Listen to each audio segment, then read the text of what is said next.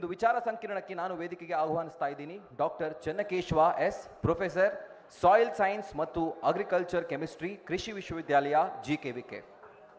ಜೋರಾಗಿ ಚಪ್ಪಾಳೆ ಮುಖಾಂತರ ಗಣ್ಯರನ್ನ ವೇದಿಕೆಗೆ ಸ್ವಾಗತಿಸಬೇಕು. ಹಾಗೂ ಮತ್ತೊಬ್ಬರು ಚೆನ್ನಪ್ಪ ಅಂಗಡಿಯವರು, ಸಹಾಯಕ ನಿರ್ದೇಶಕರು, ಕೃಷಿ ಇಲಾಖೆ, ಧಾರವಾಡ. ಸರ್, ದಯವಿಟ್ಟು ವೇದಿಕೆಗೆ ಬರಬೇಕು. ವೇದಿಕೆಗೆ ಬರ್ತಾ ಇರುವಂಥ ಮತ್ತೊಬ್ಬ ಗಣ್ಯರು ಟ್ರಸ್ಟ್ ಬೆಂಗಳೂರು. ಸರ್, ನಿಮಗೂ ಕೂಡ ಆತ್ಮೀಯವಾದಂತಹ ಸ್ವಾಗತ. ಸೊ ಈ ಒಂದು ವಿಚಾರ ಸಂಕಿರಣವನ್ನ ನಡೆಸ್ಕೊಡೋದಕ್ಕೆ, ಮಾಡರೇಟ್ ಮಾಡೋದಕ್ಕೆ ನಾನು ವೇದಿಕೆಗೆ ಆಹ್ವಾನಿಸ್ತಾ ಇದ್ದೀನಿ ಶಶಿಕುಮಾರ್ ಅವ್ರನ್ನ. ಸರ್, ನೀವು ಕೂಡ ದಯವಿಟ್ಟು ವೇದಿಕೆಗೆ ಬರಬೇಕು. The stage is yours.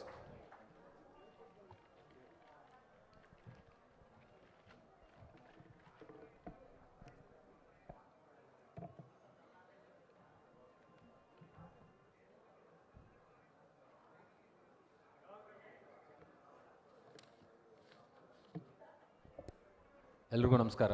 So ಎಲ್ರದ್ದು ಊಟ ಆಯಿತು ಅಂತ ಅಂದ್ಕೊಂಡಿದ್ದೀನಿ. ಆರಾಮಾಗಿ ಕೂತ್ಕೊಂಡು ಒಳ್ಳೆ ಚರ್ಚೆ ಮಾಡೋಣ. ಮಣ್ಣಿನ ಆರೋಗ್ಯದ ಬಗ್ಗೆ, ಮನುಷ್ಯನ ಆರೋಗ್ಯ ಹೆಂಗೆ ಮುಖ್ಯನೋ ಮಣ್ಣಿನ ಆರೋಗ್ಯ ಅಷ್ಟೇ ಮುಖ್ಯ. ಅದರ ಪ್ರಾಮುಖ್ಯತೆಗಳೇನು ಏನು ಎತ್ತ ಅಂತ ಚರ್ಚೆ ಮಾಡೋದಕ್ಕೆ ನಮ್ಮ ಹತ್ರ doctor Chennakeshava S, professor soil science and agriculture chemistry.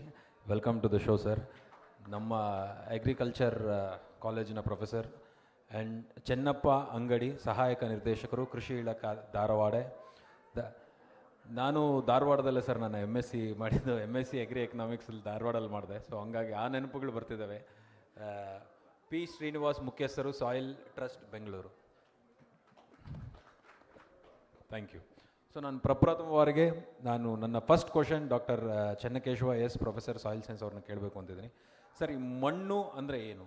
First of all ಎಲ್ರಿಗೂ ಗೊತ್ತಿರೋಂಥದ್ದು ಮಣ್ಣು ಅಂದರೆ ನಾವು ಪ್ರತಿಯೊಬ್ಬರು ತುಂಬ ಕೇಳಿರೋ ಅಂಥದ್ದು, ನೋಡ್ತಾ ಇರೋಂಥದ್ದು. ಬಟ್ ಮಣ್ಣಿನ ಆರೋಗ್ಯ ಎಷ್ಟು ಮುಖ್ಯ, ಇದಕ್ಕೂ ಮುಂಚೆ ಮಣ್ಣು ಅಂದರೆ ಏನು, ಮಣ್ಣನ್ನ ಆರೋಗ್ಯವನ್ನು ಹೆಂಗೆಲ್ಲ ಕಾಪಾಡ್ಕೋಬೋದು ಅನ್ನೋದ್ರ ಬಗ್ಗೆ ನೀವು ಏನಾದರೂ ಎಕ್ಸ್ಪ್ಲೇನ್ ಮಾಡಬೇಕು ಅಂತಂದರೆ ಸರ್.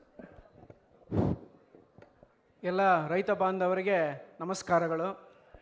ಈಗ ಬಹುಶಃ ಎಲ್ಲ ಊಟ ಚೆನ್ನಾಗಾಗಿದೆ. ಈಗ ಬಹಳ ಮುಖ್ಯವಾಗಿರ್ತಕ್ಕಂಥದ್ದರೆ ಮಣ್ಣು. ಈಗ ನಾವೆಲ್ಲ ಒಂದು ದಾಸ ಚರಿತೆಯಲ್ಲಿ ಕೇಳಿದ್ದೀವಿ, ಪುರಂದರ ದಾಸರ ಒಂದು ಚರಿತ್ರೆಯಲ್ಲಿ, ಮಣ್ಣಿಂದ ಕಾಯ ಮಣ್ಣಿಂದ, ಸಕಲ ಐಶ್ವರ್ಯ ಎಲ್ಲ ಮಣ್ಣಿಂದ ಅಂತ. ಇನ್ನೊಂದು ಕಡೆಗೆ ಮಡಕೆ ಮಾಡುವವರೇ ಮಣ್ಣೇ ಮೊದಲು, ಮಡಕೆ ಮಾಡುವವರೇ ಮಣ್ಣೇ ಮೊದಲು. ನಾನು ಹೇಳೋದು ಕೃಷಿ ಮಾಡುವವರಿಗೆ ಮಣ್ಣೇ ಮೊದಲು ಅಂತ. ನಾವೇನೇ ಕೃಷಿ ಮಾಡಬೇಕಾದ್ರೆ ಬಹಳ ಮುಖ್ಯವಾಗಿರ್ತಕ್ಕಂಥದ್ದಂದರೆ ಮಣ್ಣು. ಮಣ್ಣು ಒಂದು ಪ್ರಕೃತಿಯ ಜೀವಂತ ವಸ್ತು ಅಂತ ನಾವು ಕರಿತೀವಿ. ಪ್ರಕೃತಿಯಲ್ಲಿ ಅನೇಕ ಜೈವಿಕ ಕ್ರಿಯೆಗಳು, ರಾಸಾಯನಿಕ ಕ್ರಿಯೆಗಳು, ಭೌತಿಕ ಕ್ರಿಯೆಗಳು, ಈ ಕಲ್ಲು ಮಣ್ಣುಗಳೆಲ್ಲ ಪುಡಿ ಪುಡಿಯಾಗಿ ರಾಸಾಯನಿಕ ಕ್ರಿಯೆಗಳಿಗೆ ಒಳಪಟ್ಟು, ಪ್ರಕೃತಿಯ ಕ್ರಿಯೆಗಳಿಗೆಲ್ಲ ಒಳಪಟ್ಟು 1 ಇಂಚು ಮಣ್ಣು ಆಗುತ್ತೆ. ಎಷ್ಟು ವರ್ಷ ಬೇಕು? 2000 ವರ್ಷಗಳು ಬೇಕು. ಇಂಚು ಮಣ್ಣು ಆಗಬೇಕಾದ್ರೆ 2000 ವರ್ಷಗಳು ಬೇಕು. ಅಂಥ ಅದ್ಭುತವಾದ ಅಮೂಲ್ಯವಾಗಿರ್ತಕ್ಕಂಥ ಪ್ರಕೃತಿ ದತ್ತವಾಗಿ ಬಂದಿರತಕ್ಕಂಥ ಈ ಮಣ್ಣು, ನಾವು ಇದನ್ನು ದೇವರ ಸಮಾನ ಅಂಥೇಳಿ ನಾವು ಆ ಭೂಮಿ ತಾಯಿ ಅಂತ ನಾವು ಪೂಜೆ ಮಾಡ್ತೀವಿ ಇವತ್ತೆಲ್ಲ. ಮೊದಲೆಲ್ಲ ನಿಮಗೆ ಗೊತ್ತಿಲ್ಲ, ನಾವು ಚಿಕ್ಕವರಿದ್ದಾಗೆಲ್ಲ ಆ ಭೂಮಿ ತಾಯಿ ಮೇಲೆ ನಡಿಬೇಕಾದ್ರೆ ಬರಿಗಾಲಲ್ಲೇ ನಡಿತಾ ಇದ್ವಿ. ನಾವು ಬಿತ್ತನೆ ಮಾಡ್ಬೇಕಾದ್ರೆ ಪೂಜೆ ಮಾಡಿ, ಮೊದಲ ಆರಂಭ ಮಾಡ್ಬೇಕಾದ್ರೂ ಭೂಮಿ ತಾಯಿಗೆ ನಾವು ನಮಸ್ಕರಿಸಿ ಹಣ್ಣು ಕಾಯಿಯೆಲ್ಲ ಒಡೆದು ನಾವು ಪ್ರಾರಂಭವನ್ನು ನಾವು ಮಾಡ್ತಾಯಿದ್ವಿ. ಈ ಒಂದು ಮಣ್ಣು ಅಷ್ಟೊಂದು ಶ್ರೇಷ್ಠವಾಗಿರ್ತಕ್ಕಂಥದ್ದು. ನಾವೀಗ ಅದನ್ನು ಭಾಳ ವೇಗವಾಗಿ ಕಳ್ಕೊಳ್ತಾ ಇದ್ದೀವಿ ಅಂತಕ್ಕಂಥದ್ದು. ಅಂಥ ಅಮೂಲ್ಯವಾಗಿರ್ತಕ್ಕಂಥ ಒಂದು ವಸ್ತುವನ್ನು, ಅದು ಆಮೆಗತಿಯಲ್ಲಿ ಆಗ್ತಕ್ಕಂಥ ಒಂದು ವಸ್ತುವನ್ನು ನಾವು ಹೆಲಿಕಾಪ್ಟರ್ ಅಥವಾ ರಾಕೆಟ್ ವೇಗದಲ್ಲಿ ಅದನ್ನು ಮಣ್ಣಿನ ಸವಕಳಿಯಾಗಿ ನಾವು ಇವತ್ತು ಕಳ್ಕೊಳ್ತಾ ಇದ್ದೀವಿ. ನಮ್ಮ ವಾರ್ಷಿಕ ಒಂದು ವರ್ಷದಲ್ಲಿ 1 ಹೆಕ್ಟೇರ್ ಪ್ರದೇಶದಲ್ಲಿ 16 ಟನ್ಗಳಷ್ಟು ಮಣ್ಣನ್ನು ನಾವು ಇವತ್ತು ಕಳ್ಕೊಳ್ತಾ ಇದ್ದೀವಿ ಅಂತಕ್ಕಂಥದ್ದು. ಸೊ ಹಾಗೆ ಈ ಮಣ್ಣು ಕೂಡ ಬಹಳ ಮುಖ್ಯ. ಆಮೇಲೆ ಮಣ್ಣಿನ ಒಂದು ಆರೋಗ್ಯ ಕೂಡ ಬಹಳ ಮುಖ್ಯ. ಇವತ್ತೇನಾಗಿದೆ, ಮಣ್ಣು ಪರೀಕ್ಷೆ ಎಲ್ಲರೂ ನಾವು ಮಾಡಿಸ್ಲೇಬೇಕಾಗಿದೆ. ಮೊದಲೆಲ್ಲ ಮಣ್ಣು ಪರೀಕ್ಷೆ ನಾವು ಮಾಡಿಸ್ತಾ ಇರಲಿಲ್ಲ, ಯಾವ ರೈತರು ಕೂಡ ಮಾಡಿಸ್ತಾ ಇರಲಿಲ್ಲ. ಏಕೆಂದರೆ ರೈತರು ತಮ್ಮ ಅನುಭವದಲ್ಲೇ ಈ ಮಣ್ಣು ಆರೋಗ್ಯವಾಗಿದೆಯಾ ಇಲ್ಲ ಅಂಥೇಳಿ ಮಣ್ಣನ್ನು ಮಾತಾಡಿಸ್ತಾ ಇದ್ದರು, ಮಣ್ಣಿನ ಜೊತೆಗೆ ನಡೀತಾ ಇದ್ದರು, ಮಣ್ಣಿನ ಜೊತೆಗೆ ತಮ್ಮ ಅನುಭವಗಳನ್ನು ಪಡ್ಕೊಳ್ತಾ ಇದ್ರು ಅಂತಕ್ಕಂಥದ್ದು. ಆಗ ಅವ್ರು ಹೇಳ್ತಾ ಇದ್ರು, ಇದು ಮಣ್ಣು ಯಾಕೋ ಸ್ವಲ್ಪ ಫಲವತ್ತತೆ ಕಳ್ಕೊಂಡಿದೆ ಅನ್ನೋಕ್ಕೆ ಭಾಳ ಮುಖ್ಯ ಕಾರಣವಾಗಿ ಏನಪ್ಪ ಅಂದರೆ ಬೆಳೆ ಸರಿಯಾಗಿ ಬರದೇ ಇದ್ದದ್ದು, ಇಳುವರಿ ಕಡಿಮೆ ಆಗ್ತಕ್ಕಂಥದ್ದು, ಅಥವಾ ಮಣ್ಣನ್ನು ಮುಟ್ಟಿ ಮಣ್ಣನ್ನು ಒಂದು ಒಂದು ಕೈಯಲ್ಲಿ ಹಿಡ್ಕೊಂಡು ಅದನ್ನು ಅನುಭವಿಸಿ ಹೇಳ್ತಾ ಇದ್ರು, ಈ ಮಣ್ಣು ಫಲವತ್ತತೆ ಕಡಿಮೆ ಆಗಿದೆ, ಇದಕ್ಕೆ ನಾವು ಸಗಣಿ ಗೊಬ್ಬರ ಚೆನ್ನಾಗಿ ಹಾಕಬೇಕು, ಕೊಟ್ಟಿಗೆ ಗೊಬ್ಬರ ಹಾಕಬೇಕು, ಹಸಿರೆಲೆ ಗೊಬ್ಬರಗಳನ್ನು ಹಾಕಬೇಕು, ಅದಕ್ಕೂ ಹೆಚ್ಚಾಗಿ ಜೇಡಿನಂಶ ಕಡಿಮೆ ಆಗಿದೆ ಅಂದರೆ ಕೆರೆಗೋಡು ಹೊಡಿಸಪ್ಪ ಅಂತ ಹೇಳ್ತಾಯಿದ್ರು. ಒಂದು 4 ಒಂದು ಗಾಡಿ ಅಂದರೆ ಚಕ್ಕಡಿ ಗಾಡಿ, ಅವಾಗೆಲ್ಲ 4 ಚಕ್ಕಡಿ ಬಂಡಿ 6 ಚಕ್ಕಡಿ ಬಂಡಿ ನಾವು ಕೆರೆಗೋಡನ್ನು ಹೊಡೆದ್ರೆ ಅವಾಗ ಮಣ್ಣಿನಲ್ಲಿ ಜೇಡಿ ಅಂಶ ಅಲ್ಲಿ ಮತ್ತೆ ಸೇರುತ್ತೆ, ಅವಾಗ ಮಣ್ಣು ಶೀತ ಅಂಶ ಚೆನ್ನಾಗಿ ಇಟ್ಕೊಳ್ತದೆ, ಪೋಷಕಾಂಶವನ್ನು ಚೆನ್ನಾಗಿ ಶಕ್ತಿಯುತವಾಗುತ್ತೆ ಅಂತಕ್ಕಂಥದ್ದು. ಆದರೆ ಇತ್ತೀಚಿನ ದಿನಗಳಲ್ಲಿ ನಮ್ಮ ಆಧುನಿಕ ಕೃಷಿಯಲ್ಲಿ ನಾವು ನಿರಂತರವಾಗಿ ಕೃಷಿಯನ್ನು ಮಾಡಿ ಮಾಡಿ ಮಾಡಿ ಮಣ್ಣಿನ ಒಂದು ಫಲವತ್ತತೆ ಭಾಳಷ್ಟು ಕಳ್ಕೊಂಡಿದ್ದೀವಿ. ನಾವು ಎಷ್ಟು ಕಳ್ಕೊಂಡಿದ್ದೀವಿ, ನಾವೀಗ ರಿಪೋರ್ಟ್ ನೋಡಿದರೆ ಸಾಕು ನಮಗೆ ಒಂಥರ ಎಲ್ಲೋ ಒಂದು ಕಡೆಗೆ ಆತಂಕ ಶುರುವಾಗುತ್ತೆ ಅಂತಕ್ಕಂಥದ್ದು. 1% ಸಾವಯವ ಅಂಶ ಇದ್ದಿದ್ದು ಮೊದಲು ನಮ್ಮ ದೇಶದಲ್ಲಿ, ನಮ್ಮ ಒಂದು ಮಣ್ಣಿನಲ್ಲಿ 1% ಅಷ್ಟು ಸಾವಯವ ಅಂಶ ಇತ್ತು, ಸಾವಯವ ಇಂಗಾಲ ಅಂತಕ್ಕಂಥ. ಆದರೆ ಈಗ 0.35%ಗೆ ಬಂದು ನಿಂತಿದ್ದೀವಿ ನಾವು. ಅಂದರೆ ಎಲ್ಲೋ ಆಯಿತು ಸಾವಯವ ಅಂಶ, ಅಂದರೆ ಅಷ್ಟೊಂದು ನಾವು ಕಳ್ಕೊಂಡಿದ್ವಿ ಅಂತಕ್ಕಂಥದ್ದು. ಅಂದರೆ ಮಣ್ಣಿನ ಒಂದು ಶಕ್ತಿಯನ್ನು ಕಳ್ಕೊಂಡಿದ್ದೀವಿ. ಈ ಒಂದು ಅಂಶವನ್ನು ಮತ್ತೆ ನಾವು ಮರುಪೂರ್ಣ ಮಾಡಬೇಕು ಅಂದರೆ ಮತ್ತೆ ಸಾಕಷ್ಟು ಪರಿಶ್ರಮಗಳನ್ನು ನಾವು ಪಡಬೇಕಾಗುತ್ತೆ.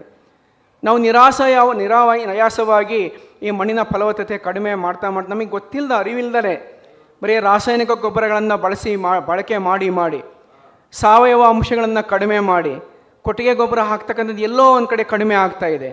ಕೊಟ್ಟಿಗೆ ಗೊಬ್ಬರ, ಕುರಿ ಗೊಬ್ಬರ, ಕೋಳಿ ಗೊಬ್ಬರ ಇವೆಲ್ಲವನ್ನು ಕೂಡ ನಾವು ಮಣ್ಣಿಗೆ ಹಾಕಿ ಮರುಪೂರಣ ಮಾಡಿ, ಅಂದರೆ ನಾವು ಮತ್ತೆ ಶಕ್ತಿಯುತವಾಗಿ ಮಾಡಬೇಕು ಅಂತಂದರೆ ನಾವು ಸಾಕಷ್ಟು ಪರಿಶ್ರಮ ಪಡಬೇಕಾಗ್ತದೆ. ಅದಕ್ಕೆ ನಾವು ಹೇಳ್ತೀವಿ ಕೃಷಿ ಅಂದರೆ ತಪಸ್ಸು, ಕೃಷಿ ಅಂದರೆ ಪರಿಶ್ರಮದ ಬದುಕು. ಮಣ್ಣು ಅಂತಂದರೆ ನಾವು ಮಣ್ಣಿನ ಜೊತೆ ಮಾತಾಡಬೇಕು. ಮಣ್ಣು ಮೊದಲು ನಮ್ಮ ಮಾತನ್ನು ಕೇಳ್ತಾ ಇತ್ತು, ಆದರೆ ಇವತ್ತು ಮಣ್ಣು ನಮ್ಮ ಮಾತನ್ನು ಕೇಳ್ತಾ ಇಲ್ಲ. ಯಾಕೆಂದರೆ ಅದು ಸಂಪೂರ್ಣವಾಗಿ ನಾಶದತ್ತ ಹೋಗ್ತಾ ಇದೆ ಅಂತಕ್ಕಂಥ. ಎಷ್ಟೋ ಒಂದು ಪೋಷಕಾಂಶಗಳನ್ನು ನಾವು ಕಳ್ಕೊಳ್ತಾ ಇದ್ದೀವಿ, ಮೈಕ್ರೋನ್ಯೂಟ್ರಿಯೆಂಟ್ಸ್ ಅಂತೀವಿ. ಲಘು ಪೋಷಕಾಂಶಗಳು ಕಡಿಮೆ ಆಗ್ತಾ ಇದೆ ಭೂಮಿಯಲ್ಲಿ.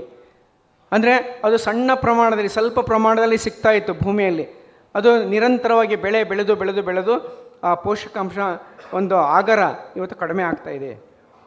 ಅದಕ್ಕೆ ಮತ್ತೆ ನಾವು ಮರುಪೂರ್ಣಗೊಳಿಸಬೇಕು, ಮತ್ತು ಶಕ್ತಿಯುತವಾಗಿ ಮಾಡಬೇಕು ಅಂತಂದರೆ ನಾವು ಮಣ್ಣನ್ನು ಮತ್ತೆ ನಿರ್ವಹಣೆ ಮಾಡ್ತಕ್ಕಂಥದ್ದು ಭಾಳ ಮುಖ್ಯವಾಗಿರ್ತಕ್ಕಂಥ ಅಂಶ.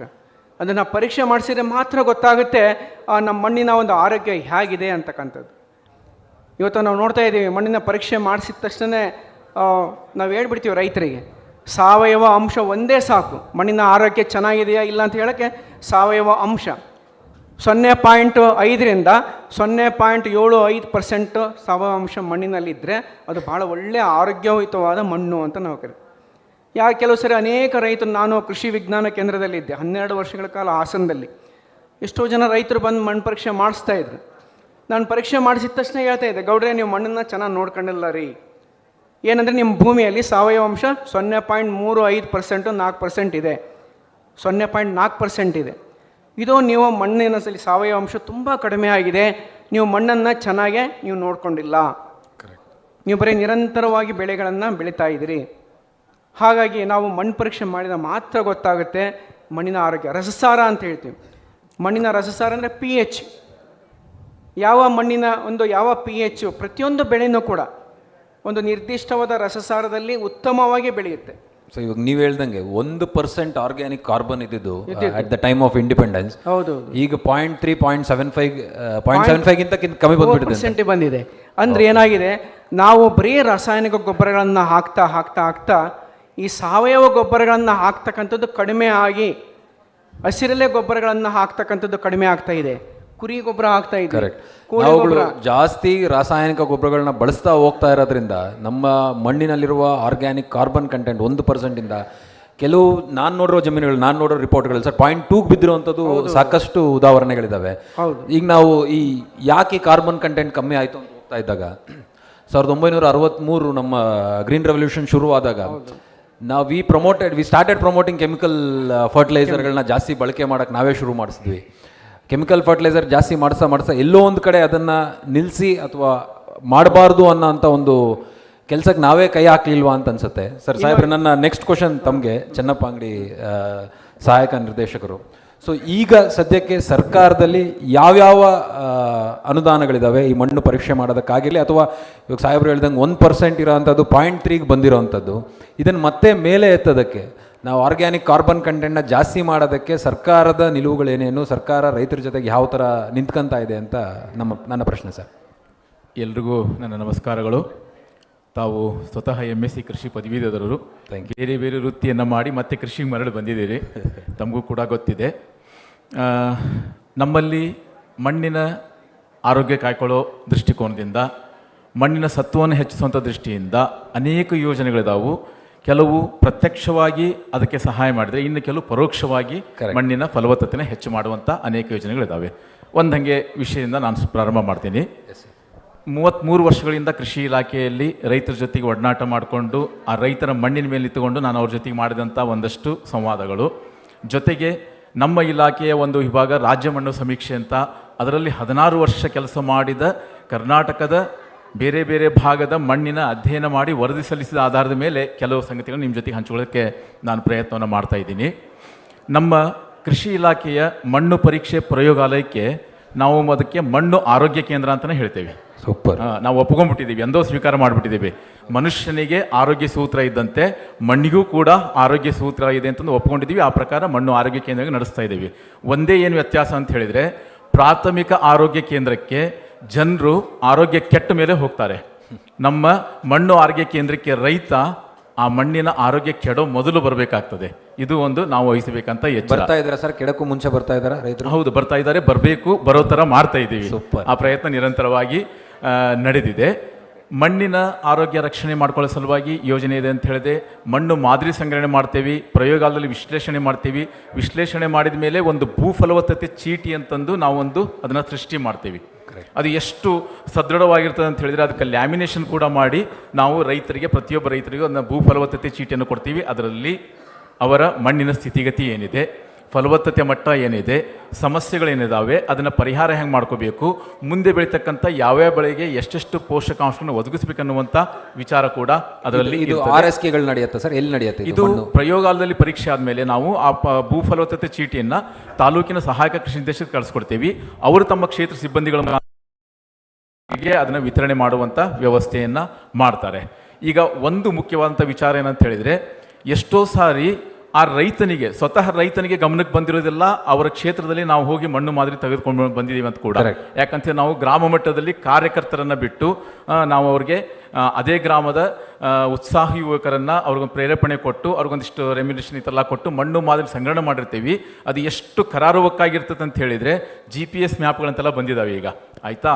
ಆ ಲ್ಯಾಟಿಟ್ಯೂಡ್, ಲ್ಯಾಂಜಿಟ್ಯೂಡ್, ರೇಖಾಂಶ, ಅಕ್ಷಾಂಶವನ್ನು ಕೂಡ ಅದನ್ನು ಸಮೀಕರಿಸಿಕೊಂಡು ದಿನಾಂಕ ಮತ್ತು ಸಮಯವನ್ನು ಸಮೀಕರಿಸಿಕೊಂಡು ಮಣ್ಣು ಮಾದರಿ ಸಂಗ್ರಹಣೆ ಮಾಡಿ ನಾವು ವಿಶ್ಲೇಷಣೆ ಮಾಡಿ ವರದಿ ಕೊಡ್ತೀವಿ.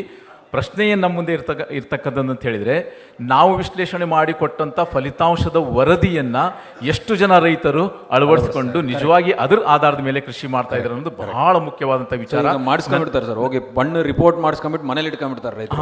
ಮನೇಲಿ ಇಟ್ಕೊಂಡ್ಬಿಟ್ರೆ ನಾವು ಅವ್ರಿಗೆ ಅದನ್ನು ತಗೊಂಡು ಬಂದು ಅದನ್ನು ಹೆಂಗ್ ಫಾಲೋ ಅಪ್ ಮಾಡಬೇಕು, ಯಾವ ಥರ ನೆಕ್ಸ್ಟ್ ಪ್ರೊಸೀಜರ್, ಅದು ಪ್ರಯೋಜನಕ್ಕೆ ಬರಬೇಕಾಗಿದೆ.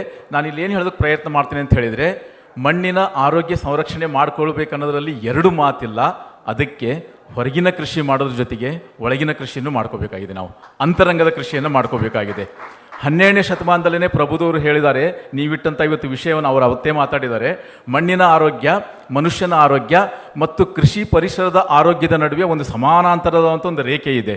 ಅವ್ರು ಹೇಳ್ತಾರೆ ಒಂದು ಕಡೆ 12ನೇ ಶತಮಾನದಲ್ಲಿ, ತನುವ ತೋಂಟವ ಮಾಡಿ ಮನವ ಗದ್ದಲಿ ಮಾಡಿ ಅಗೆದು ಕಳೆದನಯ್ಯ ಭ್ರಾಂತಿನ ಬೇರ ಒಡೆದು ಸಂಸಾರದ ಹೆಂಟೆಯ ಬಗೆದು ಬಿತ್ತಿದನೆಯ ಬ್ರಹ್ಮ ಬೀಜವ ಅಂತ ಹೇಳ್ತಾರೆ. ತಾವು ಕೂಡ ಸಾಂಸ್ಕೃತಿಕ ವ್ಯಕ್ತಿಗಳು, ತಮಗಿದೆಲ್ಲ ಚೆನ್ನಾಗಿ ಅರ್ಥ ಆಗ್ತದೆ ಅಂತ ಹೇಳಿದರೆ, ಈ ಮಣ್ಣಿನ ಆರೋಗ್ಯಕ್ಕೂ ಕೃಷಿ ಪರಿಸರದ ಆರೋಗ್ಯಕ್ಕೂ ಮನುಷ್ಯನ ಆರೋಗ್ಯಕ್ಕೂ ಅವಿನಾಭಾವಂತ ಸಂಬಂಧ ಇದೆ, ಅಂತರ್ ಸಂಬಂಧ ಇದೆ. ಇದನ್ನು ನಮ್ಮ ರೈತ ಬಾಂಧವರು ಅರ್ಥ ಮಾಡಿಕೊಂಡು ಅವರು ನಾವು ಕೊಟ್ಟಂಥ ಫಲಿತಾಂಶದ ವರದಿ ಆಧಾರದ ಮೇಲೆ ತಮ್ಮ ಎಲ್ಲ ಸಾಗುವಳಿ ಕ್ರಮಗಳನ್ನು ಅಳವಡಿಸ್ಕೋಬೇಕನ್ನೋಂಥದ್ದು ನನ್ನ ಒಂದು ಮುಖ್ಯವಾದಂಥ ಕಾಳಜಿ.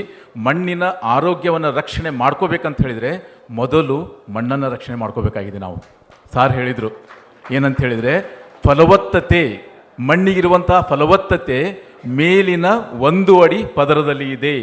ಮೇಲ್ಮಣ್ಣು 1 ಅಡಿ ಏನಿದೆಲ್ಲ ಅದರಲ್ಲಿ ಎಲ್ಲ ಫಲವತ್ತತೆ ಇದೆ. ಅದೇ ಮಣ್ಣು ಕೊಚ್ಕೊಂಡು ಹೋದ್ಮೇಲೆ ಫಲವತ್ತತೆನೇ ಕೊಚ್ಕೊಂಡು ಹೋದಂಗೆ ನಮ್ಮಲ್ಲಿ ಏನು ಉಳಿತದೆ? ಆ ಫಲವತ್ತತೆ ವಿಷಯ ಮಾತನಾಡುವಾಗ 1-2 ಹೆಜ್ಜೆ ಮುಂದೆ ಹೋಗಿ ನಾನು ಮತ್ತೊಂದು ಅಂಶವನ್ನು ಸೇರಿಸ್ತೇನೆ. ಮಣ್ಣಿನ ಫಲವತ್ತತೆ ಜೊತೆಗೆ ನಮಗೆ ಮಣ್ಣಿನ ಉತ್ಪಾದಕತೆಯೂ ಅಷ್ಟೇ ಮುಖ್ಯ. ಫಲವತ್ತತೆ ಮತ್ತು ಉತ್ಪಾದಕತೆ ನಡುವೆ ವ್ಯತ್ಯಾಸ ಇದೆ. ಉದಾಹರಣೆಗೆ ನಿಮ್ಮದೇ ಒಂದು ಜಮೀನನ್ನು ತೆಗೆದುಕೊಳ್ಳ್ರಿ, ಫಲವತ್ತಾದಂಥ ಮಣ್ಣಿದೆ, 16-17 ಪೋಷಕಾಂಶಗಳು ಬೇಕು, ಅವೆಲ್ಲ ಸಸ್ಯದ ಬೆಳವಣಿಗೆ ಎಷ್ಟು ಬೇಕೋ ಅಷ್ಟಿದ್ದಾವೆ. ಆದರೆ 10-15% ಇಳಿಜಾರಿದೆ. ಅಲ್ಲಿ ಕಲ್ಲು, ಹರಳು, ಮಣ್ಣು ಇಂಥದ್ದೆಲ್ಲ ಇದೆ. ಅಲ್ಲಿ ಏನೋ ಒಂದು ಗಟ್ಟಿಯಾದಂಥ ಪದರ ನಿರ್ಮಾಣ ಆಗಿದೆ, ಮಣ್ಣು ಹೆಪ್ಪುಗಟ್ಕೊಂಡ್ಬಿಟ್ಟಿದೆ. ಅಂಥ ಹೊತ್ತಲ್ಲಿ ಏನು ಕೃಷಿ ಮಾಡ್ತೀರಿ ನೀವು? ಫಲವತ್ತತೆ ಇದ್ದರೂ ಕೂಡ ಅದಕ್ಕೆ ಮಣ್ಣಿನ ಫಲವತ್ತತೆ ಜೊತೆಗೆ ಉತ್ಪಾದಕತೆಯೂ ಮುಖ್ಯ. ಉತ್ಪಾದಕತೆ ಅಂತ ಹೇಳಿದ್ರೆ ಒಂದು ರೀತಿಯಲ್ಲಿ ಸಾಯಿಲ್ ಪೊಟೆನ್ಷಿಯಲ್, ಅದು ಎಷ್ಟು ಮಟ್ಟಿಗೆ ಅಲ್ಲಿರ್ತಕ್ಕಂಥ ಪೋಷಕಾಂಶಗಳನ್ನು ಬಳಸಿಕೊಂಡು ನಮಗೆ ಬೆಳವಣಿಗೆಯನ್ನು ಮಾಡಿಕೊಂಡು ಇಳುವರಿಯನ್ನು ಕೊಡ್ತದೆ. ಅದಕ್ಕೆ ಒಟ್ಟಾರೆಯಾಗಿ ಈ ಎಲ್ಲ ಸಂಗತಿಗಳನ್ನ ಸಾರಾಂಶೀಕರಣಗೊಳಿಸಿ ಹೇಳ್ಬೇಕಂತ ಹೇಳಿದರೆ, ಕೃಷಿ ಅಂತ ಹೇಳಿದರೆ ಮಣ್ಣು, ನೀರು, ಸಸ್ಯದ ನಡುವಿನ ಅಂತರ್ ಸಂಬಂಧ. ಕಾಡಲ್ಲಿ ಯಾರು ಬಿತ್ತನೆ ಮಾಡಿದರು? ಕಾಡಲ್ಲಿ ಯಾರು ಉಳುಮೆ ಮಾಡಿದರು? ಯಾರು ಗೊಬ್ಬರ ಕೊಟ್ಟರು? ಯಾಕೆ ಕಾಡಲ್ಲಿ ಅಷ್ಟು ಹುಲಸಾಗಿ ಗಿಡ ಮರಗಳು ಬೆಳೆದಿದ್ದಾವೆ? ರೈತನ ಕ್ಷೇತ್ರದಲ್ಲಿ ಇಷ್ಟೆಲ್ಲ ಪ್ರಯತ್ನ ಮಾಡಿ ಕೂಡ, ನಿಮ್ಮದು ಅನುಭವ ಇದೆ ಇದು, ರೈತರ ಕ್ಷೇತ್ರದಲ್ಲಿ ಇಷ್ಟೆಲ್ಲ ಅನುಭವವನ್ನು ಮಾಡಿ ಬಾಹ್ಯ ಪರಿಕರಗಳನ್ನು ಹಾಕಿ ಇಷ್ಟೆಲ್ಲ ಮಾಡಿದರೂ ಕೂಡ ನಮ್ಮ ಬೆಳೆ ಎದ್ದು ಬರೋದಕ್ಕೆ ಯಾಕಷ್ಟು ಒದ್ದಾಡ್ತಾ ಇದೆ, ಯಾಕಷ್ಟು ಕಷ್ಟಪಡ್ತಾ ಇದೆ ಅಂತ ನಾವು ಆತ್ಮಾವಲೋಕನ ಮಾಡ್ಕೋಬೇಕು. ಕಾಡು ನೋಡಿ ಕೃಷಿ ಮಾಡಬೇಕಾಗಿದೆ. ಆ ಫಲವತ್ತತೆ ಜೊತೆಗೆ ಉತ್ಪಾದಕತೆಯನ್ನು ಕಾಯ್ದುಕೋಬೇಕಾಗಿದೆ. ಇದನ್ನು ನಮ್ಮ ರೈತ ಬಾಂಧವರು ಮನಗೊಂಡು ಅವರ ಮುಂದಿನ ಹೆಜ್ಜೆಗಳನ್ನು ಇಡಬೇಕು. ಅವರ ಜೊತೆಗೆ ಕೃಷಿ ಇಲಾಖೆ ಇದ್ದುಕೊಂಡು ಅದಕ್ಕೆ ಬೇಕಾದಂಥ ಎಲ್ಲ ಸವಲತ್ತುಗಳನ್ನು ಕೊಡುವಂಥ ಪ್ರಯತ್ನವನ್ನು ಮಾಡ್ತಾ ಇದೆ. ನಮ್ಮ ಎಲ್ಲ ಪ್ರಾತ್ಯಕ್ಷಿಕೆಗಳು ನಮ್ಮ ಇಲಾಖೆಯಲ್ಲಿ ಬೇರೆ ಬೇರೆ ಯೋಜನೆ, ಉದಾಹರಣೆಗೆ ರಾಷ್ಟ್ರೀಯ ಕೃಷಿ ವಿಕಾಸ ಯೋಜನೆ, ಆಮೇಲೆ ರಾಷ್ಟ್ರೀಯ ಆಹಾರ ಭದ್ರತಾ ಯೋಜನೆ, ಈ ಎಲ್ಲ ಯೋಜನೆಗಳು ಪ್ರಾತ್ಯಕ್ಷಿಕೆ ಇದ್ದಾವೆ. ಆ ಎಲ್ಲ ಪ್ರಾತ್ಯಕ್ಷಿಕೆಗಳಿಗೂ ನಾವು ಇಟ್ಟಂಥ ಮೊದಲೇ ಆಧಾರ ಏನಂತ ಹೇಳಿದರೆ ಆ ಕ್ಷೇತ್ರದ ಮಣ್ಣು ಪರೀಕ್ಷೆ ಆಗಬೇಕು, ಫಲಿತಾಂಶದ ವರದಿ ಬರಬೇಕು. ಅದರ ಆಧಾರದ ಮೇಲೆ ನಾವು ಪ್ರಾತ್ಯಕ್ಷಿಕೆ ಸವಲತ್ತುಗಳನ್ನು ಕೊಡ್ತಾ ಇದ್ದೇವೆ. ಈ ರೀತಿ ಅನೇಕ ರೀತಿಯಂಥ ಯೋಜನೆಗಳಿದ್ದಾವೆ. ರೈತರು ತಮ್ಮ ಹಂತದಲ್ಲಿ ಮನಗೊಂಡು ಈ ವಿಷಯಗಳನ್ನು ತಮ್ಮ ಒಂದು ಮನಸ್ಸಿನಲ್ಲಿ ತಗೊಂಡು ಆ ಫಲವತ್ತತೆಯನ್ನು ಕಾಯ್ಕೊಳ್ಳೋದಕ್ಕೆ ಪ್ರಯತ್ನವನ್ನು ಮಾಡಬೇಕನ್ನೋದು ಈ ಸಂದರ್ಭದ ನನ್ನ ಒಂದು ಸಲಹೆ. ಸೂಪರ್. ನನ್ನ ಮುಂದಿನ ಪ್ರಶ್ನೆಗೂ ಪಾರ್ಷಲ್ ಆನ್ಸರ್ ಬಂದ್ಬಿಡ್ತು. ಪಿ ಶ್ರೀನಿವಾಸ್ ಸರ್, ತಮಗೆ ನಿಮ್ಮ ಪ್ರಕಾರ ಈ ಹ್ಯೂಮನ್ ಹೆಲ್ತ್ ಮತ್ತು ಈ ಸಾಯಿಲ್ ಹೆಲ್ತ್ ಏನು ರಿಲೆವೆನ್ಸ್ ಇದೆ ಸರ್? ಈ ಎರಡರಲ್ಲಿರುವ ಸಂಬಂಧ ಏನು? ಬಹುಶಃ ನಿಮ್ಮ ಮೊದಲನೇ ಪ್ರಶ್ನೆಯಲ್ಲೇ ಇತ್ತು, ಮಣ್ಣು ಅಂದ್ರೇನು ಅಂತಂದರೆ. ಕರೆಕ್ಟ್. ಮಣ್ಣು ಅಂದರೆ ಶಕ್ತಿ. ಬಹುಶಃ ತನ್ನ ಮೇಲಿರುವಂಥ ಇಡೀ ಜೀವ ಜಗತ್ತಿಗೆ ಆಹಾರವನ್ನು ಕೊಡುವಂಥ ಒಂದು ಮೂಲ. ಸೂಪರ್. ನೀವು ಇಲ್ಲಿ ಕೂತಿರೋರನ್ನೇ ಮಣ್ಣು ಅಂದ್ರೇನು ನಿಮ್ಮ ಮನಸ್ಸಿಗೆ ಏನು ಬರುತ್ತೆ ಅಂದರೆ, ಒಬ್ಬೊಬ್ಬರು ತಾಯಿ ಅಂತಾರೆ, ಭೂಮಿ ಅಂತಾರೆ, ಅನ್ನ ಅಂತಾರೆ, ಬದುಕು ಅಂತಾರೆ, ಎಲ್ಲ ಸತ್ಯ. ಆದರೆ ಮಣ್ಣಿನ ರೂಪಗಳಿದೆಯಲ್ಲ, ಮುಖಗಳು, ಅದು ಭಾಳ ಕುತೂಹಲಕಾರಿ ಅಂತ. ಮಣ್ಣು ಬೀಳೋ ಮಳೆನ ಹೀರ್ಕೊಳ್ಳುತ್ತೆ, ಹಾಕಿರುವಂಥ ಕಸ ಕಡ್ಡಿನ ಗೊಬ್ಬರ ಮಾಡುತ್ತೆ. ಇಡೀ ಜೀವ ಜಗತ್ತಿನಲ್ಲಿ 3 ಭಾಗ ನೀರು, 1 ಭಾಗ ನೆಲ ಅಂದರೆ ಆ ನೆಲದ ಮೇಲಿರೋ ಸಕಲ ಜೀವರಾಶಿಗೆ ಆಶ್ರಯ ಕೊಟ್ಟಿದೆ. ಹೌದಲ್ಲ? ವಾತಾವರಣದ ಏರುಪೇರನ್ನು ಕಂಟ್ರೋಲ್ ಮಾಡುತ್ತೆ ಅಂತ. ಸೊ ಹಾಗಾಗಿ ಮಣ್ಣು ಅನ್ನುವಂಥದ್ದನ್ನು ಒಂದು ಶಕ್ತಿಯಾಗಿ ನೋಡಬೇಕು ಅಂತ. ಶಕ್ತಿ ಹೇಗೆ ಬರುತ್ತೆ, ಅದು ಒಂದು ಅವಕಾಶ ಕೊಡಬೇಕು, ಒಂದು ಪೋಸ್ಟರ್ ಮಾಡೋಕ್ಕೆ ಅಂತ. ಸರ್ ಸ್ವಲ್ಪ ಇದೆ ನೋಡಿ, ಈ ಚಿತ್ರದಲ್ಲಿ ಅಕ್ಷರ ಓದೋದಕ್ಕೆ ಕಾಣಿಸೋದಿಲ್ಲ. ಮನುಷ್ಯನ ಜೀವನ ಒಂದು ಚಿತ್ರ ಇದೆ, ಶರೀರ. ಇವತ್ತು ನಾವೆಲ್ಲ ಆರೋಗ್ಯವಾಗಿರಬೇಕು ಅಂತಂದರೆ ನಮ್ಮ ದೇಹದ ಪ್ರತಿಯೊಂದು ಭಾಗನೂ ಚೆನ್ನಾಗಿ ಕೆಲಸ ಮಾಡಬೇಕು. ಹಾಗೆ ಕೆಲಸ ಮಾಡಬೇಕು ಅಂದರೆ ದೇಹದ ಪ್ರತಿಯೊಂದು ಭಾಗಕ್ಕೂ ಅಗತ್ಯದ ಪೋಷಕಾಂಶಗಳು ಬೇಕು. ನೀವು ಹೇಳ್ತಾ ಇದ್ದಂಗೆ, ಹೌದಲ್ಲ ಸರ್? ನಾವು ಹಾಕುವಂಥ ಇದು, ಆ ಅಗತ್ಯ ಪೋಷಕಾಂಶಗಳು ಮನುಷ್ಯನ ದೇಹದಲ್ಲಿ ಇದ್ದಾಗ ಮಾತ್ರ ದೇಹದ ಎಲ್ಲ ಭಾಗಗಳು ಕೆಲಸ ಮಾಡ್ತವೆ. ಆವಾಗ ನಾವು ಆರೋಗ್ಯವಾಗಿರ್ತೀವಿ. ಈ ಪೋಷಕಾಂಶಗಳು ನಮಗೆ ಹೆಂಗೆ ಸಿಗ್ತವೆ? ನಾವು ತಿನ್ನುವಂಥ ಆಹಾರದಿಂದ.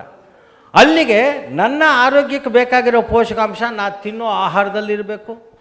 ಆಹಾರ ಉತ್ಪಾದನೆ ಮಾಡೋದು ಗಿಡಗಳು ಅಂದರೆ ಅದು ಗಿಡದಲ್ಲೂ ಇರಬೇಕು. ಹೌದಲ್ಲ ಸರ್? ಸೊ ಗಿಡದಲ್ಲೇ ಆ ಪೋಷಕಾಂಶಗಳಿದ್ದಾಗ ಮಾತ್ರ ಗಿಡದ ಭಾಗಗಳು ಬೇರು, ಕಾಂಡ, ಎಲೆ, ಹೂವು, ಕಾಯಿ, ತೆನೆ ಕೆಲಸ. ಗಿಡಗಳಿಗೆ ಎಲ್ಲಿಂದ ಬರುತ್ತೆ ಪೋಷಕಾಂಶಗಳು? ಮಣ್ಣಿಂದ ಬರುತ್ತೆ. ಅಂದರೆ ನನ್ನ ಆರೋಗ್ಯಕ್ಕೆ ಬೇಕಾಗಿರೋ ಪೋಷಕಾಂಶಗಳ ಮೂಲ ಎಲ್ಲಿದೆ? ಮಣ್ಣಲ್ಲಿದೆ. ಮಣ್ಣಿಗೆ ಹೆಂಗೆ ಬರುತ್ತೆ? ನಾವು ಹಾಕುವಂಥ ಗೊಬ್ಬರ, ತಿಪ್ಪೆ ಗೊಬ್ಬರ, ಸಗಣಿ ಗೊಬ್ಬರ, ಹಸಿರೆಲೆ ಗೊಬ್ಬರ, ಭಾಳ ಚೆನ್ನಾಗಿ ಹೇಳಿದ್ರಿ ನೀವು ಜಲ್ಲು, ಥ್ಯಾಂಕ್ ಯು. ಸೊ ಅಂಥ ಗೊಬ್ಬರಗಳು ಮೂಲದಿಂದ ಬರುತ್ತೆ. ಹಾಗಂದ ತಕ್ಷಣ ನಾವು ತಿಪ್ಪೆ ಗೊಬ್ಬರ ಹಾಕಿದ ತಕ್ಷಣ ಏನು ಗಿಡದ ಬೇರುಗಳು ಹೋಗಿ ಗಬ ಗಬ ಗಬ ಹೀರೋದಿಲ್ಲ, ಅದಿನ್ನೂ ಮೂಲ ಸ್ಥಿತಿನಲ್ಲೇ ಇರ್ತವೆ, ಹೌದಲ್ಲ ಸರ್?